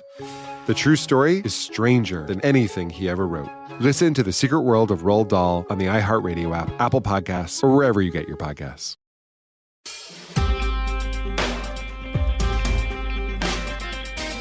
Who's dying today? It's the Queen. It's the Queen. Well, correction. She's not dying. She's that dead. lady's dead. That lady's dead. Yeah. Very sad, obviously. Very sad. Grieving podcast today, brought to you by It Could Happen Here. It's all of us. It's me. It's Garrett. It's Chris. It's Robert. And it's the ghost of the Queen. We're talking about the Queen. She's dead. What's up with that? Yeah, she's real dead. I haven't seen, you know what I haven't seen that I'm disappointed of is a new version of the Monty Python Dead Parrot sketch involving her corpse in its fancy casket. But there's still time. There's still time. We can change that. Now, my question is, James, is that legal in the UK now? Absolutely not. No, you will get so arrested. Yeah, not even arrested. This is the worst part. People have just I don't understand what the fuck is wrong with people, but they have become volunteer cops to defend a guy who's been credibly accused of pedophilia. And I'm disappointed in us. Do not be policing your fellow people for exercising some of the very few rights that the Conservative Party has taken away from them, actually. But you've only let yourself down. I'm disappointed. Yeah, they really hating anyone who is not thrilled about the monarchy. They're arresting people for having "Not My King" signs. I see that Jedward is taking it to the fascist state, which is great to see. But so we're going to be talking about the Queen, or former Queen. I do wanna note that the day the Queen died, a big wave of condolences came in, including from Domino's Pizza UK. Wow, if you don't understand, the Queen had a very deep relationship with Domino's, so this does mean a lot. They were lovers. Among those who posted their condolences was Hamilton West End. Nice. The Britain RMT, which is like the British Railway Union, stopped their strike, which I think is the most pissant coward thing I've ever seen a union do. British Cycling suggested that people not go out for a bike ride during the time of the Queen's funeral. Are you fucking serious? My God. They're literally she closing was food 96. banks. Deal with They're it. closing food banks. I think the funniest one was Les Miserables posted, everyone at Les Miserables is deeply saddened by the passing of Her Majesty the Queen, and we offer our sincere condolences to the royal family. We join together with the people of the United Kingdom and all around the world in mourning her loss, which they then deleted an hour later. If there's one thing Les Miserables is about, it's about people all over the world mourning the loss of monarchy. It's the main thing about it. Most of on Twitter was definitely split between these companies posting how they're so sad, but also a lot of people pretty thrilled that the Queen died, because it's kind of funny, because we were all shocked by the 96-year-old woman who died of natural causes. She was so young. I know. Yeah, really, look. It's amazing. She was at an age that if you reversed her age and told me she had died, I still wouldn't have been surprised. Like, she was at an age where, like, even if you flip the numbers, she's still old. Yes, she's still old, yeah. It is great to see the Telegraph today running a headline, 5 mile queue to view Elizabeth II's coffin will see horrible stories of suffering. What? This is a country where people will not be able to heat their homes this winter. It's a country we've seen an explosion in food insecurity, and this is what we're doing. Yeah, it's like the British, like, okay, so the Crown did not call directly for a blood sacrifice. The British people are just bound and determined to have people die. Like they're lining up in the streets to sacrifice themselves for the dead queen. Wild. It is a magical thing. Don't do us all that way. There's some people showing up with "Not My King" signs and getting assaulted by mobs of monarchists. And for the record, those people, not just police, but like regular ass people. Yeah. Most people are not that concerned. Most people are not like. It's just like the TERFs in Britain. There are like a small minority of people who do nothing but tweet and write for The Guardian, who misrepresent the opinions of most British people who are not that concerned. But like a lot of these British people do show up in person and like shut down like. Yes, it's certainly it is not the case that like there isn't widespread support for this kind of shit. It's just that it's not uniform. Yeah, and that's a people who do speak. The people who do speak up also tend to get arrested. Which is like it's sort of amazing. It's like, okay, Britain got industrial capitalism before like any other country on earth, right? The bourgeoisie has one job. One job. Their one job is to destroy feudalism, and the British couldn't do it. They had the largest head start of any country on earth, and they couldn't do it. It's incredible. It's miraculous. They were co-opted into these feudal elites through things like the Great Reform Act, which use property as a proxy for land, or capital as a proxy for land, and it's worked remarkably well. And now we just do false consciousness shit like this. Like, how good is your false consciousness game when people who can't heat their homes are sleeping on the street to say goodbye to presumably a billionaire who never cared about them? Like, yeah, it's like miraculous. Who was not equipped emotionally to have ever cared about them. Whose soul would never have allowed her to care about them. Yeah, yes. I mean, let's like, you know, as lots of people were romanticizing the monarchy and the Queen and doing their like performative mournings, obviously there was a wave of other people being like, hey, you know, the royal family is kind of fucked up. You know, they've stolen billions of dollars in jewels from countries like India and across South Africa. They're continuing to benefit from Britain's history of colonialism. Earlier this year, during the Queen's Jubilee celebration, an old Kenyan revolutionary fighter used the occasion to call for an explanation from the Queen for why she hasn't been compensated after being tortured with axes by British troops. People should look at the way Britain treated the Mau Mau. Oh my God! We're going to be talking. I have stuff on this. I have stuff on this later for this okay. episode. Actually, we're going to be talking about that. Let's go. A 2017 estimate found that the royal family is estimated to be worth $88 billion.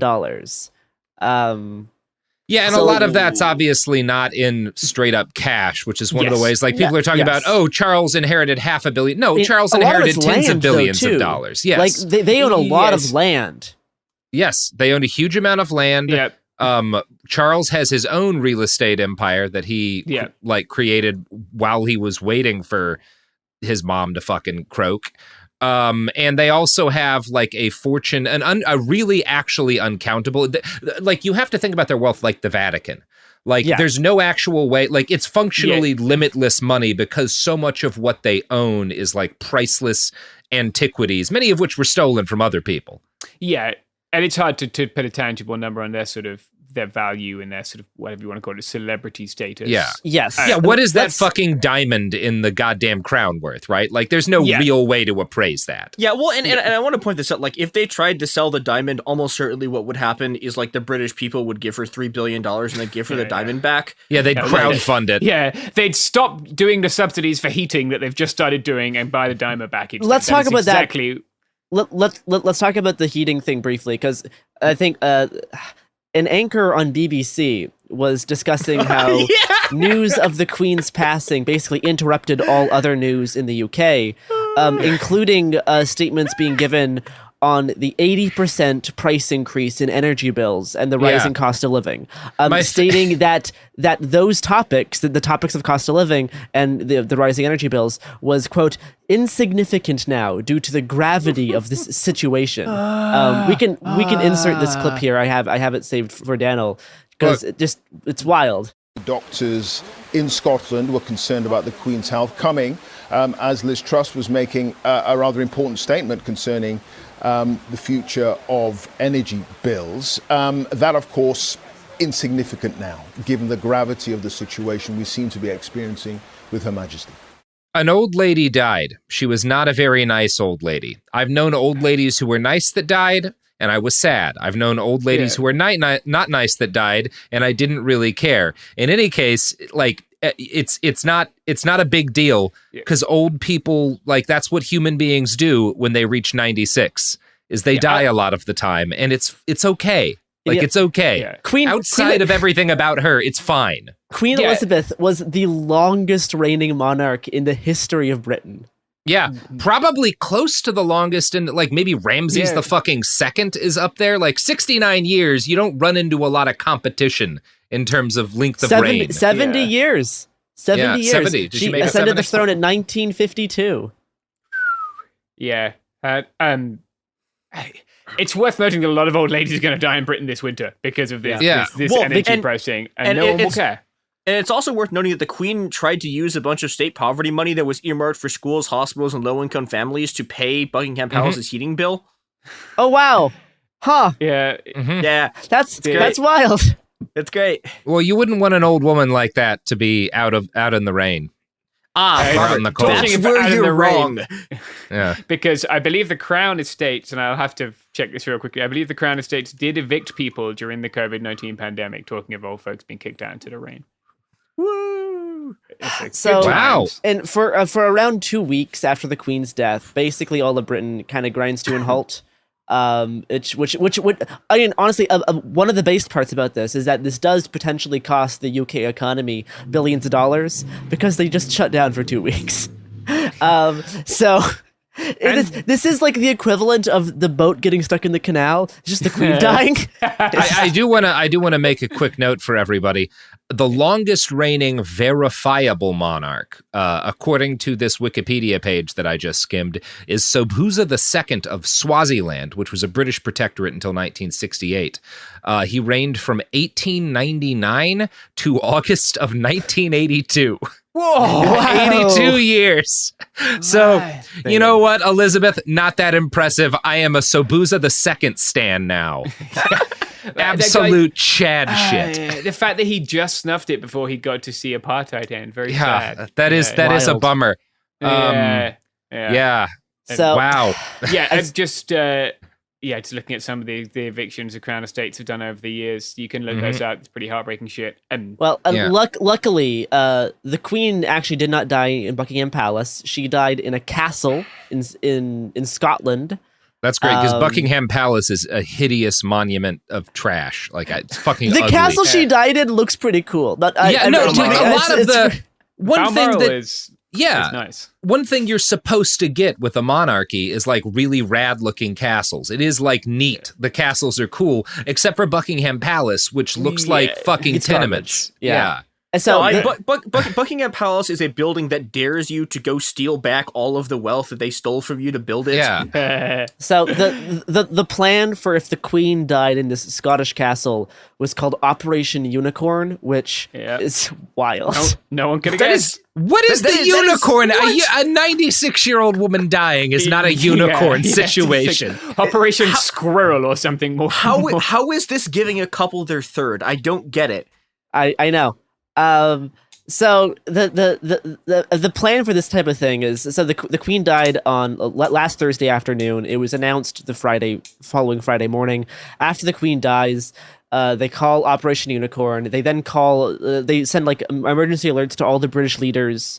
The new Prime Minister, who is incredibly funny, and all these people are notified. And then press gets notified that next morning, as they did.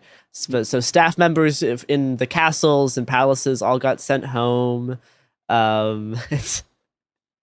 All parliamentary business gets postponed. Everything shuts down, which means all of the stuff they were working on energy bills gets shut down. Like they were working on trying to figure out what the fuck they're going to do for this 80% cost increase. All that gets shut down until late September. So that's cool. But no, this is actually kind of a unique thing because of how long Elizabeth reigned. Yeah. The last death of a monarch was in the 50s. So it's been a while since this has happened. So everyone's kind of rusty. We aren't as prepared for this. Yeah. If it's okay. My hope is that we get a couple of people get a lot of experience with dead British monarchs in the next decade. I hope I'm hoping we get a bunch. Because King Charles III, I don't think will be around for too long. Yeah, I've seen that man's hands, and it's. And I mean, here's the thing, right? Every time a monarch dies, it's like a top-down rolling general strike. So if we get enough of them in a row, we can start doing serious damage to British capital. By the way, quick note about the Chad Sobhuza II of Swaziland. Died with 1,000 grandchildren. Oh my God! Jesus Christ! Oh, Jesus. Wow, man, and always pictured shirtless. Elizabeth cannot compete. Yeah, no, I'm fine with that not being the case. Actually, I don't want to see any competition there. And he probably wasn't racist to any of their partners, which is actually we can say about the royal family. Is it? Here's a neat thing. He took all control of all Swazi land and mineral rights from non-Swazi interests that had gained control during colonialism and indigenized all of that, which is dope. So there you go. Sobhuza the motherfucking second. Yeah, that's what we call a god king. I have to go and get injected with a small dose of a disease. Well, cut everything but injected in that, Chris.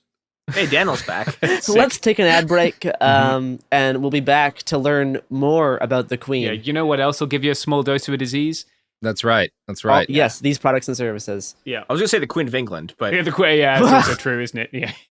And we're back. So yeah, been a while since a monarch died.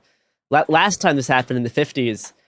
Mourners wore black armbands to show respect for King George. That's the one who was like a big fan of Nazis, right? I don't think we're gonna see. So I don't think that tradition's gonna continue. I doubt we're gonna see a wave of black armbands. No. Hey, if anyone was gonna do it, it would probably be the Anglos. Yeah, I suppose so. It was Edward VIII who abdicated and then was replaced by the guy who you were talking about. Okay, that's the guy who liked Nazis, Edward VIII. So all the UK flags are going to be flown at half-mast until the day of the funeral. And then the day of the funeral is going to be a bank holiday as well. So that's pretty exciting. That's great. I hope that the poor get to eat sweetmeats or something provided by the crown. No. Again, they're just closing down almost all businesses. Almost all businesses in the UK will close. The stock exchange is going to close. Following Princess Diana's death in the late 90s, business owners in Britain, quote, felt that they were, quote, forced to close their shops or cancel sporting events the day of the funeral, lest they feel the rage of the tear-stained hordes outside, unquote. Yeah, that is an incredibly funny way to talk about monarchists, though. Like, thank you, The Guardian, for that amazing quote. It's unbelievable. I mean, and at least with Diana, it was actually sad.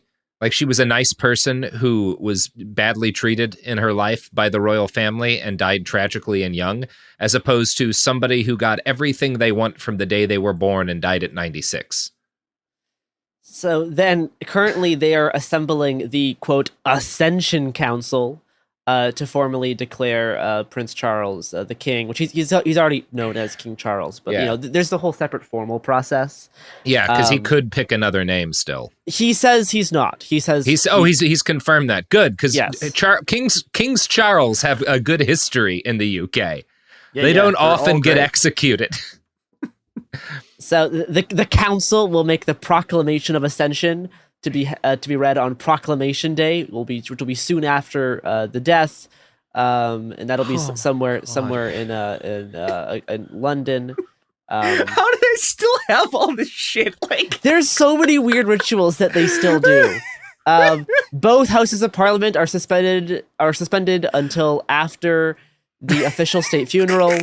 And all politicians have to swear new allegiance to the newly ascended monarch. This is really, like, genuinely the world's most pathetic ruling class. Like, oh my god.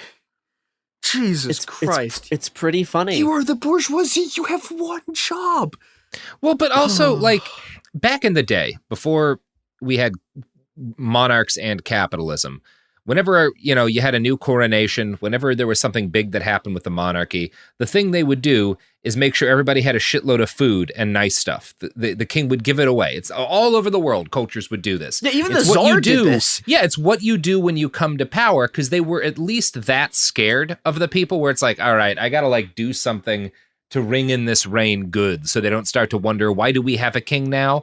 So I'm going to give them a bunch of fucking food, and then they'll be like, oh, the king, he's the guy who gives us food every now and then. That's dope. It's amazing now that in the UK, it's just like, all right, we've got a new monarch, and the old one died, so you guys, a lot of you don't get to eat for a while.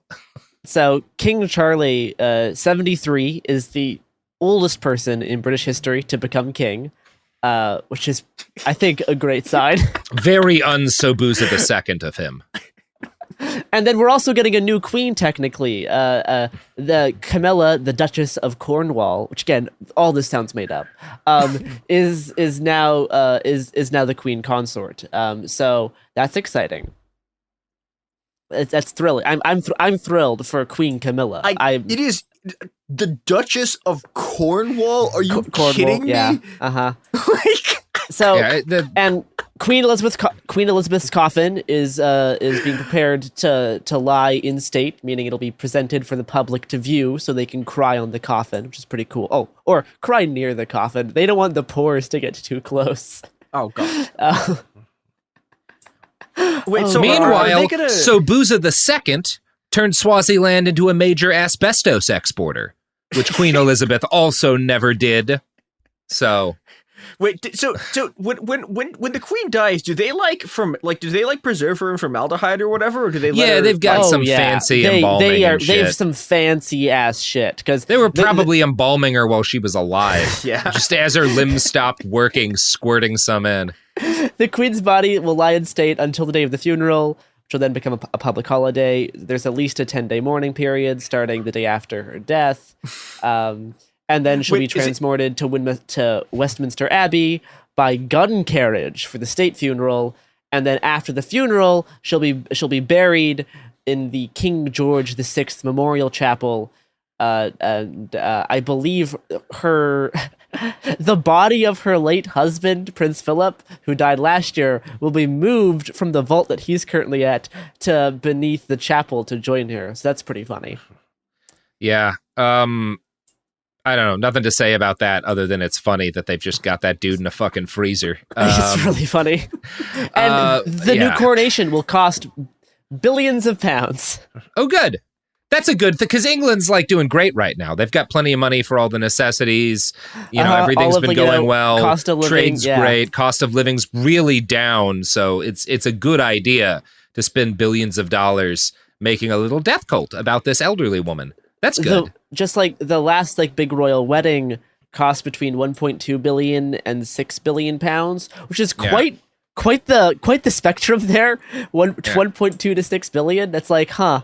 I feel like at that point, all money's fake. Like the cost of the coronation is expected to be similar, if not a little bit higher.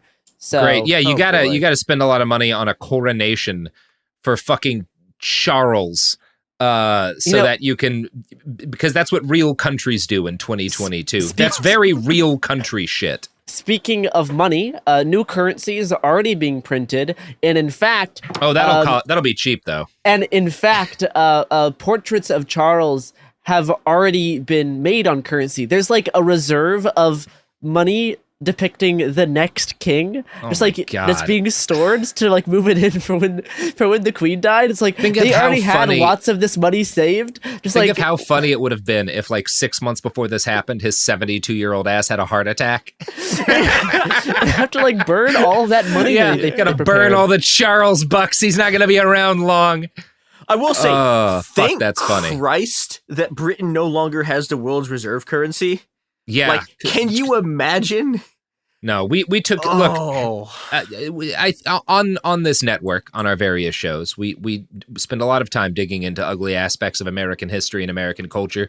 But let's all celebrate one thing that I'm legitimately proud of, which is that a long time ago, people here were like, "That seems stupid to let that family run everything. Why are we doing that? Let's get those fuckers out of here." At least we did that. Although now a bunch of Americans are being fucking bootlickers too, and in Oregon and a bunch of other states we're putting in this flags at half staff, which do you not know why this country exists? Yeah. This is the one base thing we did. Yeah, like even the U.S., which probably has the most murderous bourgeoisie in human history. At least we did our bourgeois revolution. Damn it! At least we destroyed feudalism. So now we're gonna move on to the next segment of the show, entitled An Incomplete List of the Politicians, Warmongers, Generals, and Otherwise Bastards who Queen Elizabeth II bestowed awards. So I have quite the collection of people here. Let's start with Palestine. So Shimon Peres served as both president and prime minister of Israel. He got a Nobel Peace Prize in the 90s for an interim peace deal that failed in the long run to turn into an actual treaty. I think. Pretty sure he got assassinated. No, I don't think. No. That was Rabin. I think Rabin was the one, and Rabin was the one who you could argue might have deserved an award. But so but Peres is kind of known as more of a peaceable leader. He's compared to some of his colleagues, specifically with the various ethnic cleansings that they do in Palestine. Peres is kind of seen as the good guy. And then in the mid-90s, he was facing a major right-wing backlash in his home over the peace deal with the Palestinians, and in the middle of an election campaign, which he was kind of losing. So during this time, he unleashed Operation Grapes of Wrath, which caused 400,000 Lebanese to flee their homes, with almost 800 of them fleeing into a United Nations base in Qana, I believe it's called, in South Lebanon. And he didn't really stop there. In order to kind of appease the right, and Al Jazeera calls it in an attempt to shore up his military credentials before a general election, which he then lost to Benjamin Netanyahu, he ordered the army to strike this UN shelter, killing 102 civilians, mostly women and children. At the time of the attack, Perez said that, in my opinion, everything was done according to clear logic and in a responsible way. I am at peace. Perez said that the compound had been hit due to an incorrect targeting based on erroneous data, but the United Nations investigations found it unlikely that the shelling was unintentional. Because they were surveying the area heavily beforehand. So he did this massacre, killed like 100 people to boost his polls for the right wingers in this election. In November 2008, Queen Elizabeth awarded him with an honorary knighthood. He was knighted in the Grand Cross of the Order of St. Michael and St. George. And during his knighthood, that day, Perez spoke to the Queen about the escalating Israeli-Palestine conflict, saying that, quote, "The British learned from the Bible, and we learned from the British democracy." Earlier that year, IDF launched Operation Hot Winter, a military campaign targeting the Gaza Strip in response to a series of Hamas rockets that killed one 47-year-old Israeli student. Which that attack was in response to the IDF killing 8 Hamas members earlier that month. But during the IDF's Operation Hot Winter, 110 Palestinians were killed. 54 of them were children.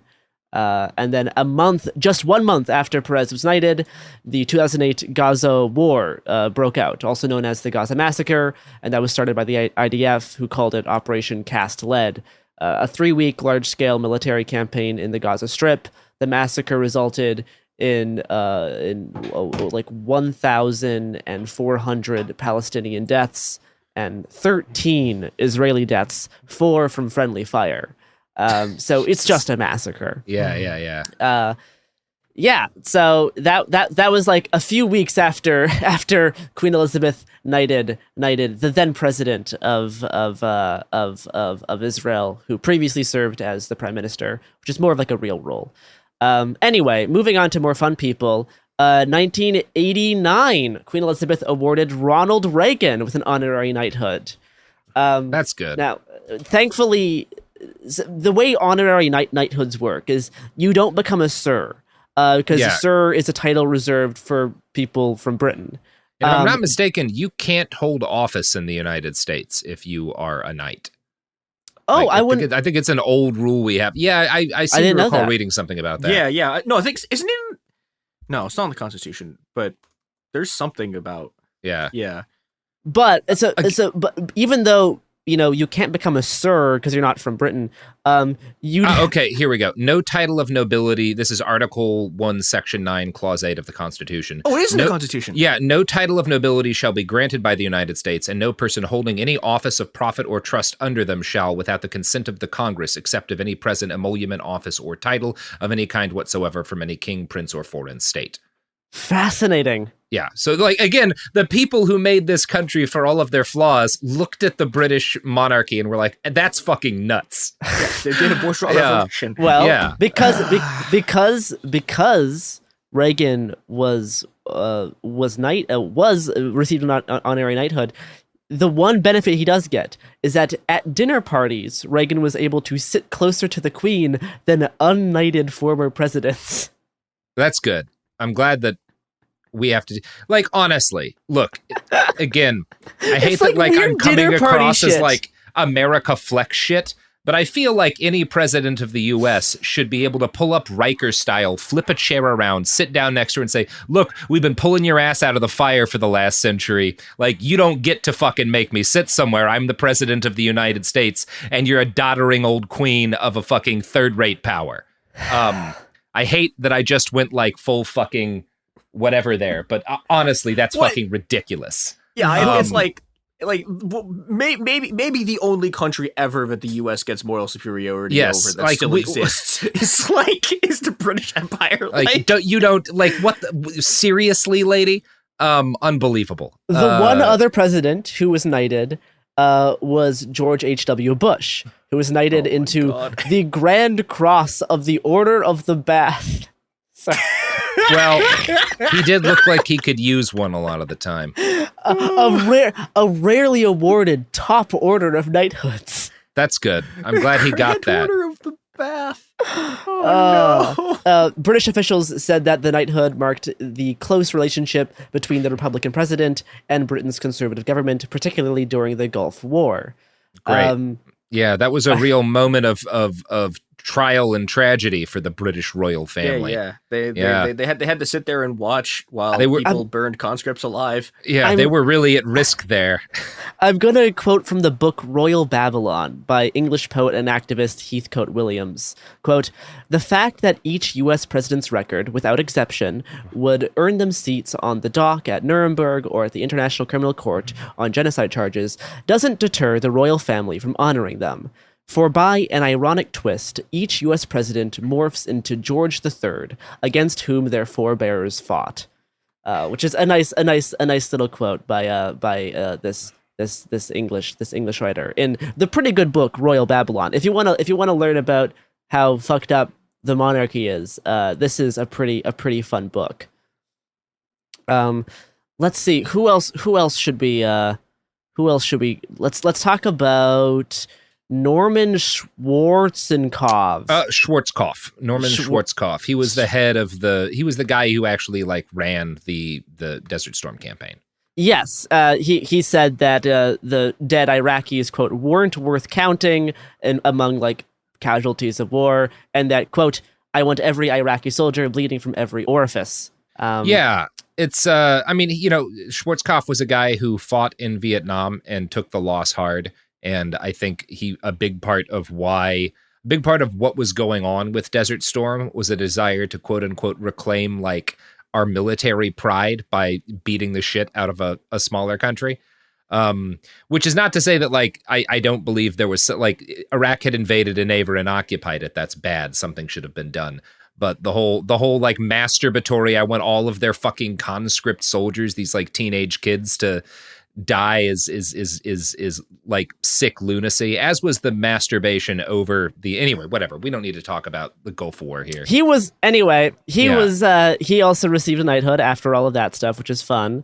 Also, Elizabeth gave a knighthood to Colin Powell, who facilitated, covered up, and justified many U.S. war crimes in Vietnam. Hey, Garrison, facilitated cover-ups. Yes. Yeah. Uh-huh. Yeah, most famously My Lai. Yes, the My Lai massacre is the biggest thing that he was involved in. There were others. He also he's that guy. I think he's the thing I think is important. He is probably the one person on Earth in the Bush administration who could have stopped the Iraq War if he wanted to, and he didn't. Yep. He knew that it was all bullshit, and he was like, "Nah, fuck it, let's do this war. I'm gonna go lie to the UN." Quoting Powell, "We burned down the thatched huts, starting the blaze with Ronson and Zippo lighters. Why were we torching houses and destroying crops? Ho Chi Minh said that his people were like the sea in which gorillas swarm. We tried to solve the problem by making the whole sea uninhabitable.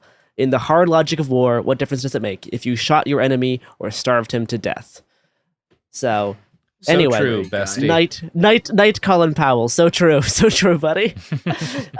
Probably the least problematic person among this list. In 1995, the Queen approved an honorary knighthood to former U.S. Secretary of State, Henry Kissinger.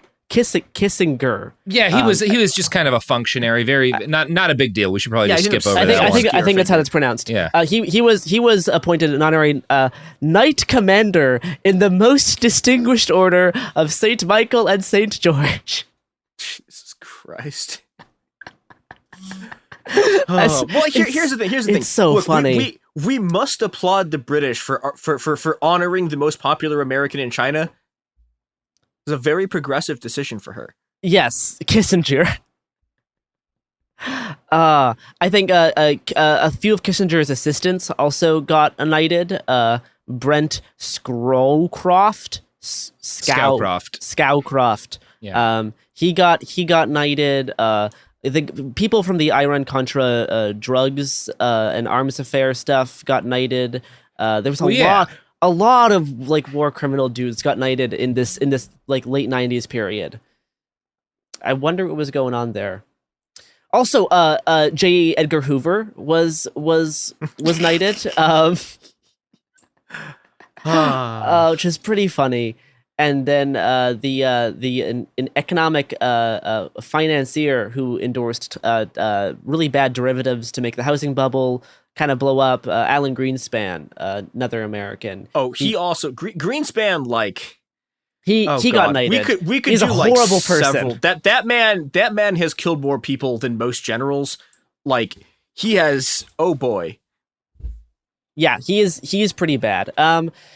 I think we can do an ad break, and then James is going to join us again to finish up by talking about Ireland and Kenya, because there's a lot of stuff in Ireland and Kenya. So anyway, do you know who won't receive a knighthood by Queen Elizabeth? These products and services, because I was going to say Queen Elizabeth because she's too dead to tap she's anybody dead. on the fucking shoulder. That's the joke. She can't give them a knighthood because she's dead. Anyway, here's the ads. Very funny. We're back, and I need to keep the audience informed about important network business for Cool Zone. So I want to let you all know that as he was coming back from getting his shot, James texted us all, "Okay, I'll be on in 1 sec." And there's a lot of jokes that we could make about that as a network. Yeah. And I'm not going to make them, but I'm going to urge you to make them yourself in your own heart and head, and then tweet them to James. James is at I write okay on Twitter. That's right. That's my Twitter handle. I write okay. You can see a picture of me there. That's anyway. So we're now going to talk about mainly two places where British colonialism and imperialism had devastating effects under Queen Elizabeth, and a few pretty evil people that Elizabeth then also knighted, who were like directly doing this British colonialism. Let's talk about Kenya a little bit. So during the 1950s, British tried to get control of lands in Kenya that they had violently. They were trying to keep control of land that they had previously stolen. Native Kenyans fought back in the Mau Mau uprising. Now, historians have documented widespread torture by British forces, including the crushing of testicles with pliers, the internment of up to 320,000 people in concentration camps, where they then endured slavery, starvation, murder, and rape with blunt objects. Meanwhile, 1.5 million Kenyans were confined to a network of detention camps and heavily patrolled villages, as documented by historian Caroline Elkins in her Pulitzer-Prize-winning Britain's Gulag. So this was all overseen by the Queen as the head of state.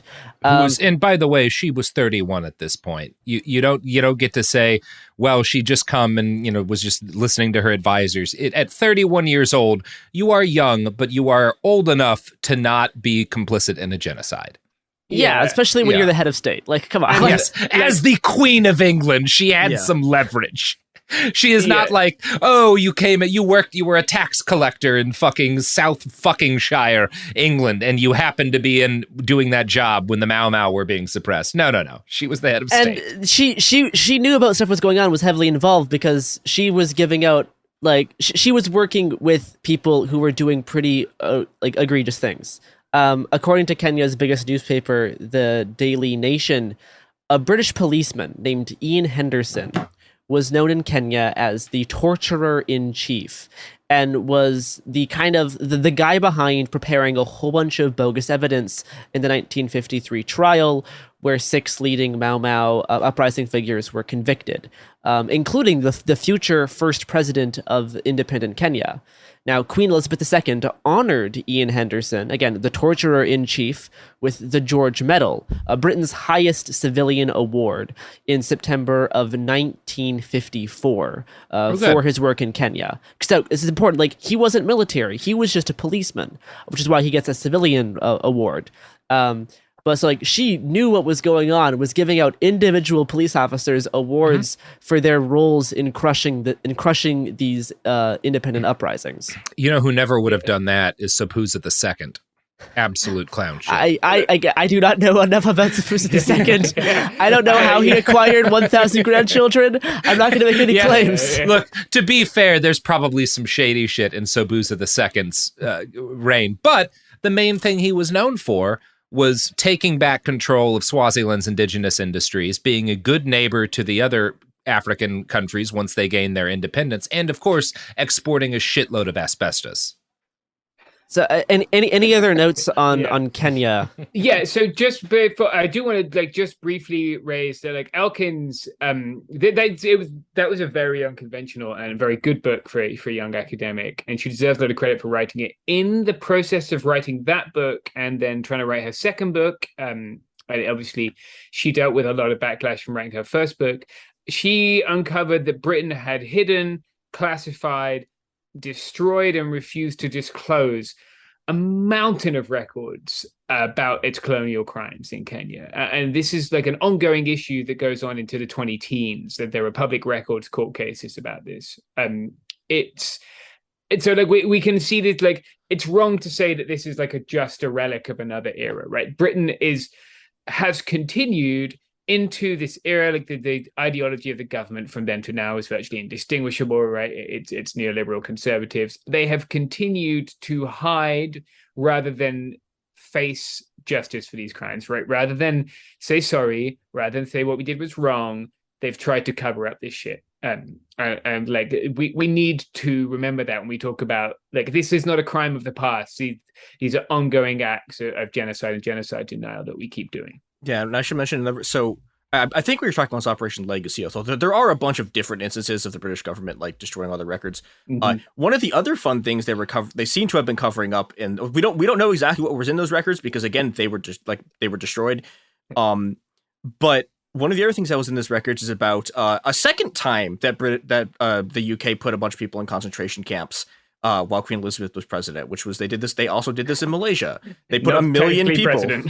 They did this in a lot of places. While she was clown president, which is to say, just to say queen. We're going to actually be talking about Malaysia in just a sec. Good. That was an emergency, not a war. It's important term. Yeah. So Ian Henderson, the torturer in chief who received this award, obviously had to leave Kenya shortly after the 50s because things happened, and then he got moved to Bahrain, and during a wave of pro-independence revolts in Bahrain in 1968.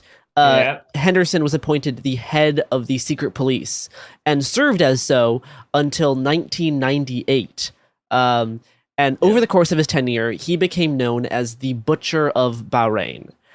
Quoting The Guardian, quote, "During his time, his men allegedly detained and tortured thousands of anti-government activists. Their activities are said to have included the ransacking of villages, sadistic sexual abuse, and using power drills to maim prisoners. On many occasions, they have said to detain children without informing their parents, only to return them months later in body bags," unquote. And the Bahrain stuff, it's also worth mentioning, that never stopped.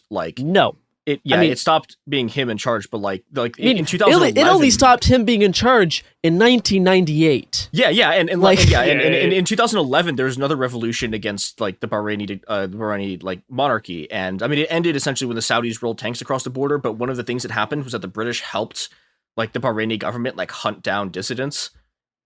I just bust out my lecture on this Hanslope Park stuff if we want to talk more about. There were 15 miles of files that they found that have been hidden. That was also the case in Ireland, which we're going to talk a bit about later. The odd file. I lose emails all the time. That's similar to 15 miles of paperwork. So in 1984, Ian Henderson was awarded by Queen Elizabeth with a CBE for services to British interests in Bahrain, and he also received a knighthood in the Most Excellent Order of the British Empire. So this was after he was already known as the Butcher of Bahrain. This is 1984. He's well into his tenure. He's torturing children, killing them, kidnapping them, maiming people, and that's when he gets knighthooded for his services to the British interests in Bahrain. So yeah, that's Ian Henderson. Now, during Henderson's time in Kenya, he was just a part of the small team that was developing a new form of counterinsurgency, pseudo-gangster tactics, kind of weaponizing like gang warfare for British interests. The other person who was kind of running this operation was an Englishman named Frank Kidson. So he was also serving in Kenya, and then on New Year's in 1955, Kidson was awarded the British Military Cross in recognition of gallant and distinguished services in Kenya. And 3 years later, he gained a bar to that medal for his work in the Malaysian emergency, quote unquote. So during Britain's brutal war in Malaysia. He played a part in the concentration camps, which Chris mentioned. The process was known as vigilization, as they forced people into these concentration camps, all over the course of a famine, and they were invading Malaysia to fund Britain's kind of post-war reconstruction. So he was in Kenya, Malaysia.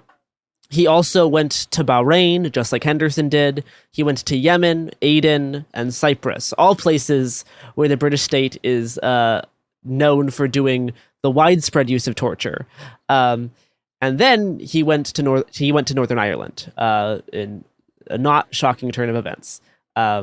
He then was the professional head of the British Army during the Iraq War, described Kidson as, quote, the sun around which the planets revolved, saying that, quote, he very much set the tone for the operational style in Belfast. Buddy. Buddy. Oh, no. The notorious military reaction force, the MRF, which was accused of being behind a string of illegal shootings of Catholic teenagers in the early 70s, was based at Kidson's headquarters outside Belfast. And one of the units under his command was nicknamed Kidson's Private Army. Its official name was 1 Para, and these were the people that did Bloody Sunday. So in 1972 in Derry, 15,000 people gathered outside to protest against detention without trial. At 4:10, British paratroopers opened fire. 28 people were shot, some in the back as they fled. 14 people were killed, 7 of whom were teenagers. And it was Kidson's Private Army who fired all 108 shots in Derry during winter of 1972. One of the victims, the first teenager named Kevin, was 17 years old. He was shot from behind while trying to crawl to safety. The Anyway. Ballymurphy massacre was at the same time as well. Like it's worth people. Like these are very well documented things that people can read about that we don't need to describe in detail. But so they're not nice. England bad. Elizabeth Queen. In Fucker. 1972, Frank Kidson was knighted. Mm-hmm. Again, same year as the massacre, was knighted by the Queen for gallant and distinguished service in Northern Ireland, and was promoted to Commander of the Order of the British Empire. A few years later, he became a Major General and the, quote, Knight Commander of the Order of the Bath. Again, what the fuck is going on? It is nice that he and former head of the CIA, George H.W. Bush, got to hang out in their fancy club, though. These people are so fucked up.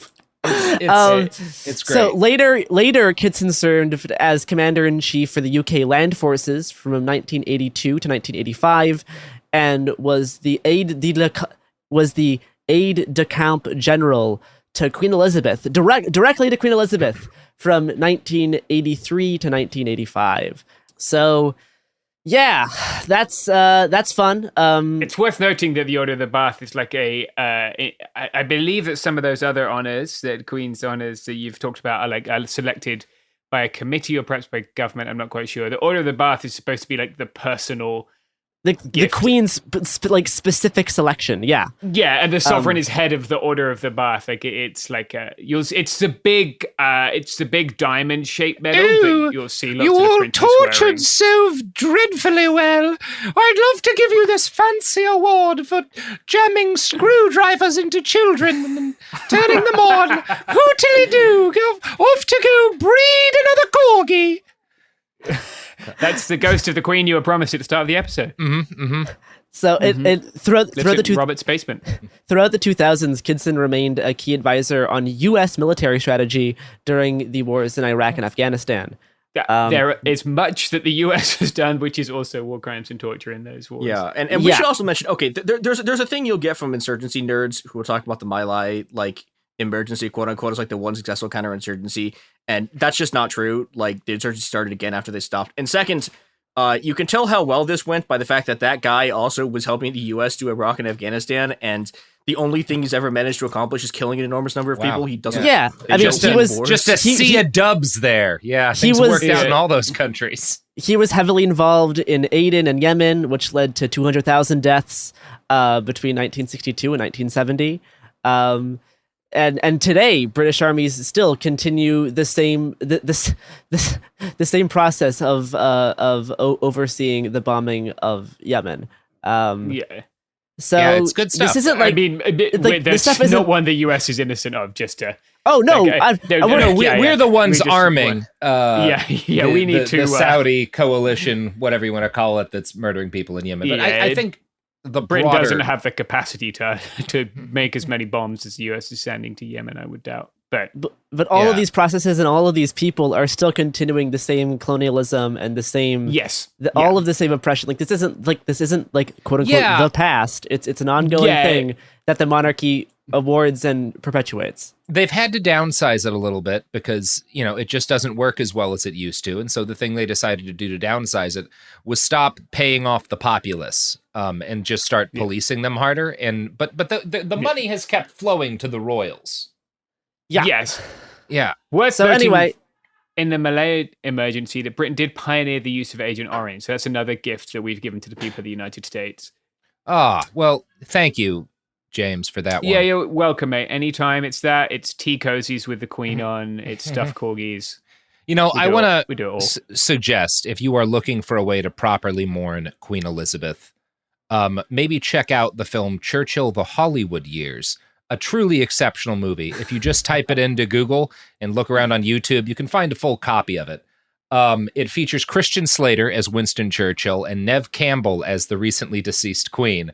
And I don't know who it is that they got to play her father, the former king, but he's basically portrayed as like a drunk, and also like every time there's a big fancy party, he's just constantly staring at everyone's drinks because he's angry that they're drinking his champagne because he's a big fucking spendthrift.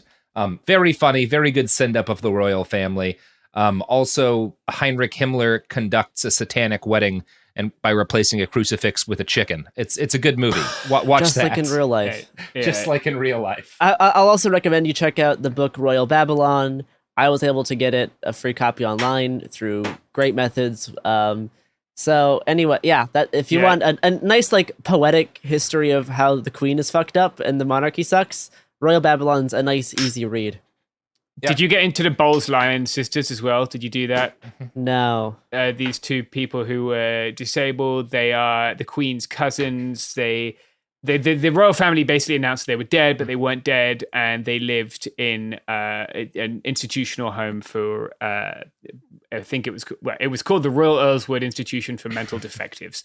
And Great. They lived there more or less anonymously, completely disowned by the family, on a very small stipend until they died. And that is not a nice way to treat your cousins. Well, this only cements my opinion that monarchy is bad. Yep. Something about Foucault and boomerangs and colonialism. Yeah.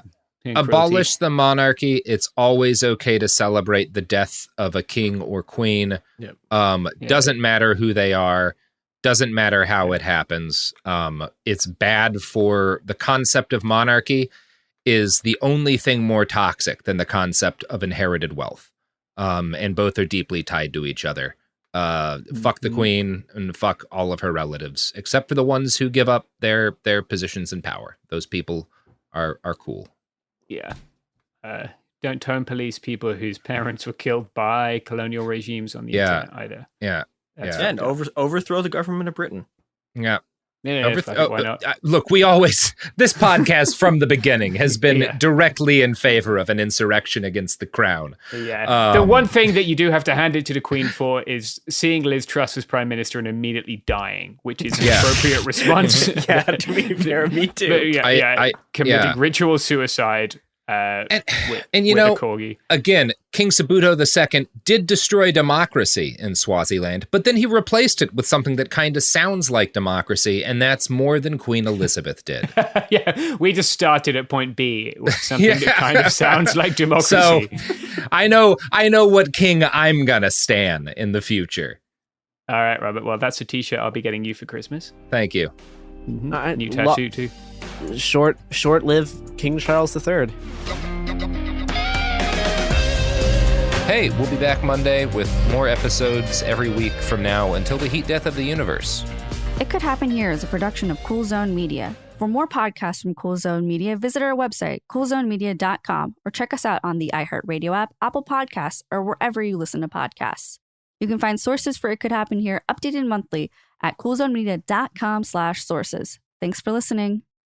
Hey everyone, it's Emily Simpson and Shane Simpson from the Legally Brunette podcast. Each week, we're bringing you true crime through a legal lens. Whether you want all the facts on the disappearance of Nancy Guthrie or you still need to wrap your head around the Diddy verdict, we're breaking it all down step by step. And we're not just lawyers, we're also husband and wife. It makes for some pretty entertaining episodes. Listen to Legally Brunette on the iHeartRadio app, Apple Podcasts, or wherever you get your podcasts. You know Roald Dahl. He thought up Willy Wonka and the BFG. But did you know he was a spy? In the new podcast, The Secret World of Roald Dahl, I'll tell you that story and much, much more. What? You probably won't believe it either. Was this before he wrote his stories? It must have been. Okay, I don't think that's true. I'm telling you, the guy was a spy. Listen to The Secret World of Roald Dahl on the iHeartRadio app, Apple Podcasts, or wherever you get your podcasts. Talking to your kids about the dangers of vaping can be hard. Getting them to listen to hot gossip is easy. So here's some drama you could share with your kid. Dude, did you hear about Cassie and Jake? No, but did you hear that vaping can cause irreversible lung damage and nicotine affects brain development? Nuh-uh. You don't need to gossip if you want to have an open conversation about vaping. So if you want to get tips on when and how to talk to your kids, visit talkaboutvaping.org. Brought to you by the American Lung Association and the Ad Council. Hi, I'm Danielle Robay, host of Bookmarked, the podcast by Reese's Book Club. And this week on Bookmarked, we're basically hosting the ultimate girls' night. Reese Witherspoon, Jennifer Garner, Judy Greer, Rita Wilson, and Gary Rice, and author Laura Dave. These are the women behind season 2 of the Apple TV series, The Last Thing He Told Me. We're talking about turning a book into a hit show and what it really takes to bring a story to life. The most important metric for me is, do I want to share this book with somebody? That's what creates community, and that's the main thesis of our book club and why we started it, was just to connect people together.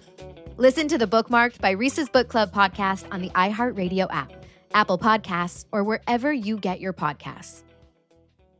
This is an iHeart podcast. Guaranteed Human.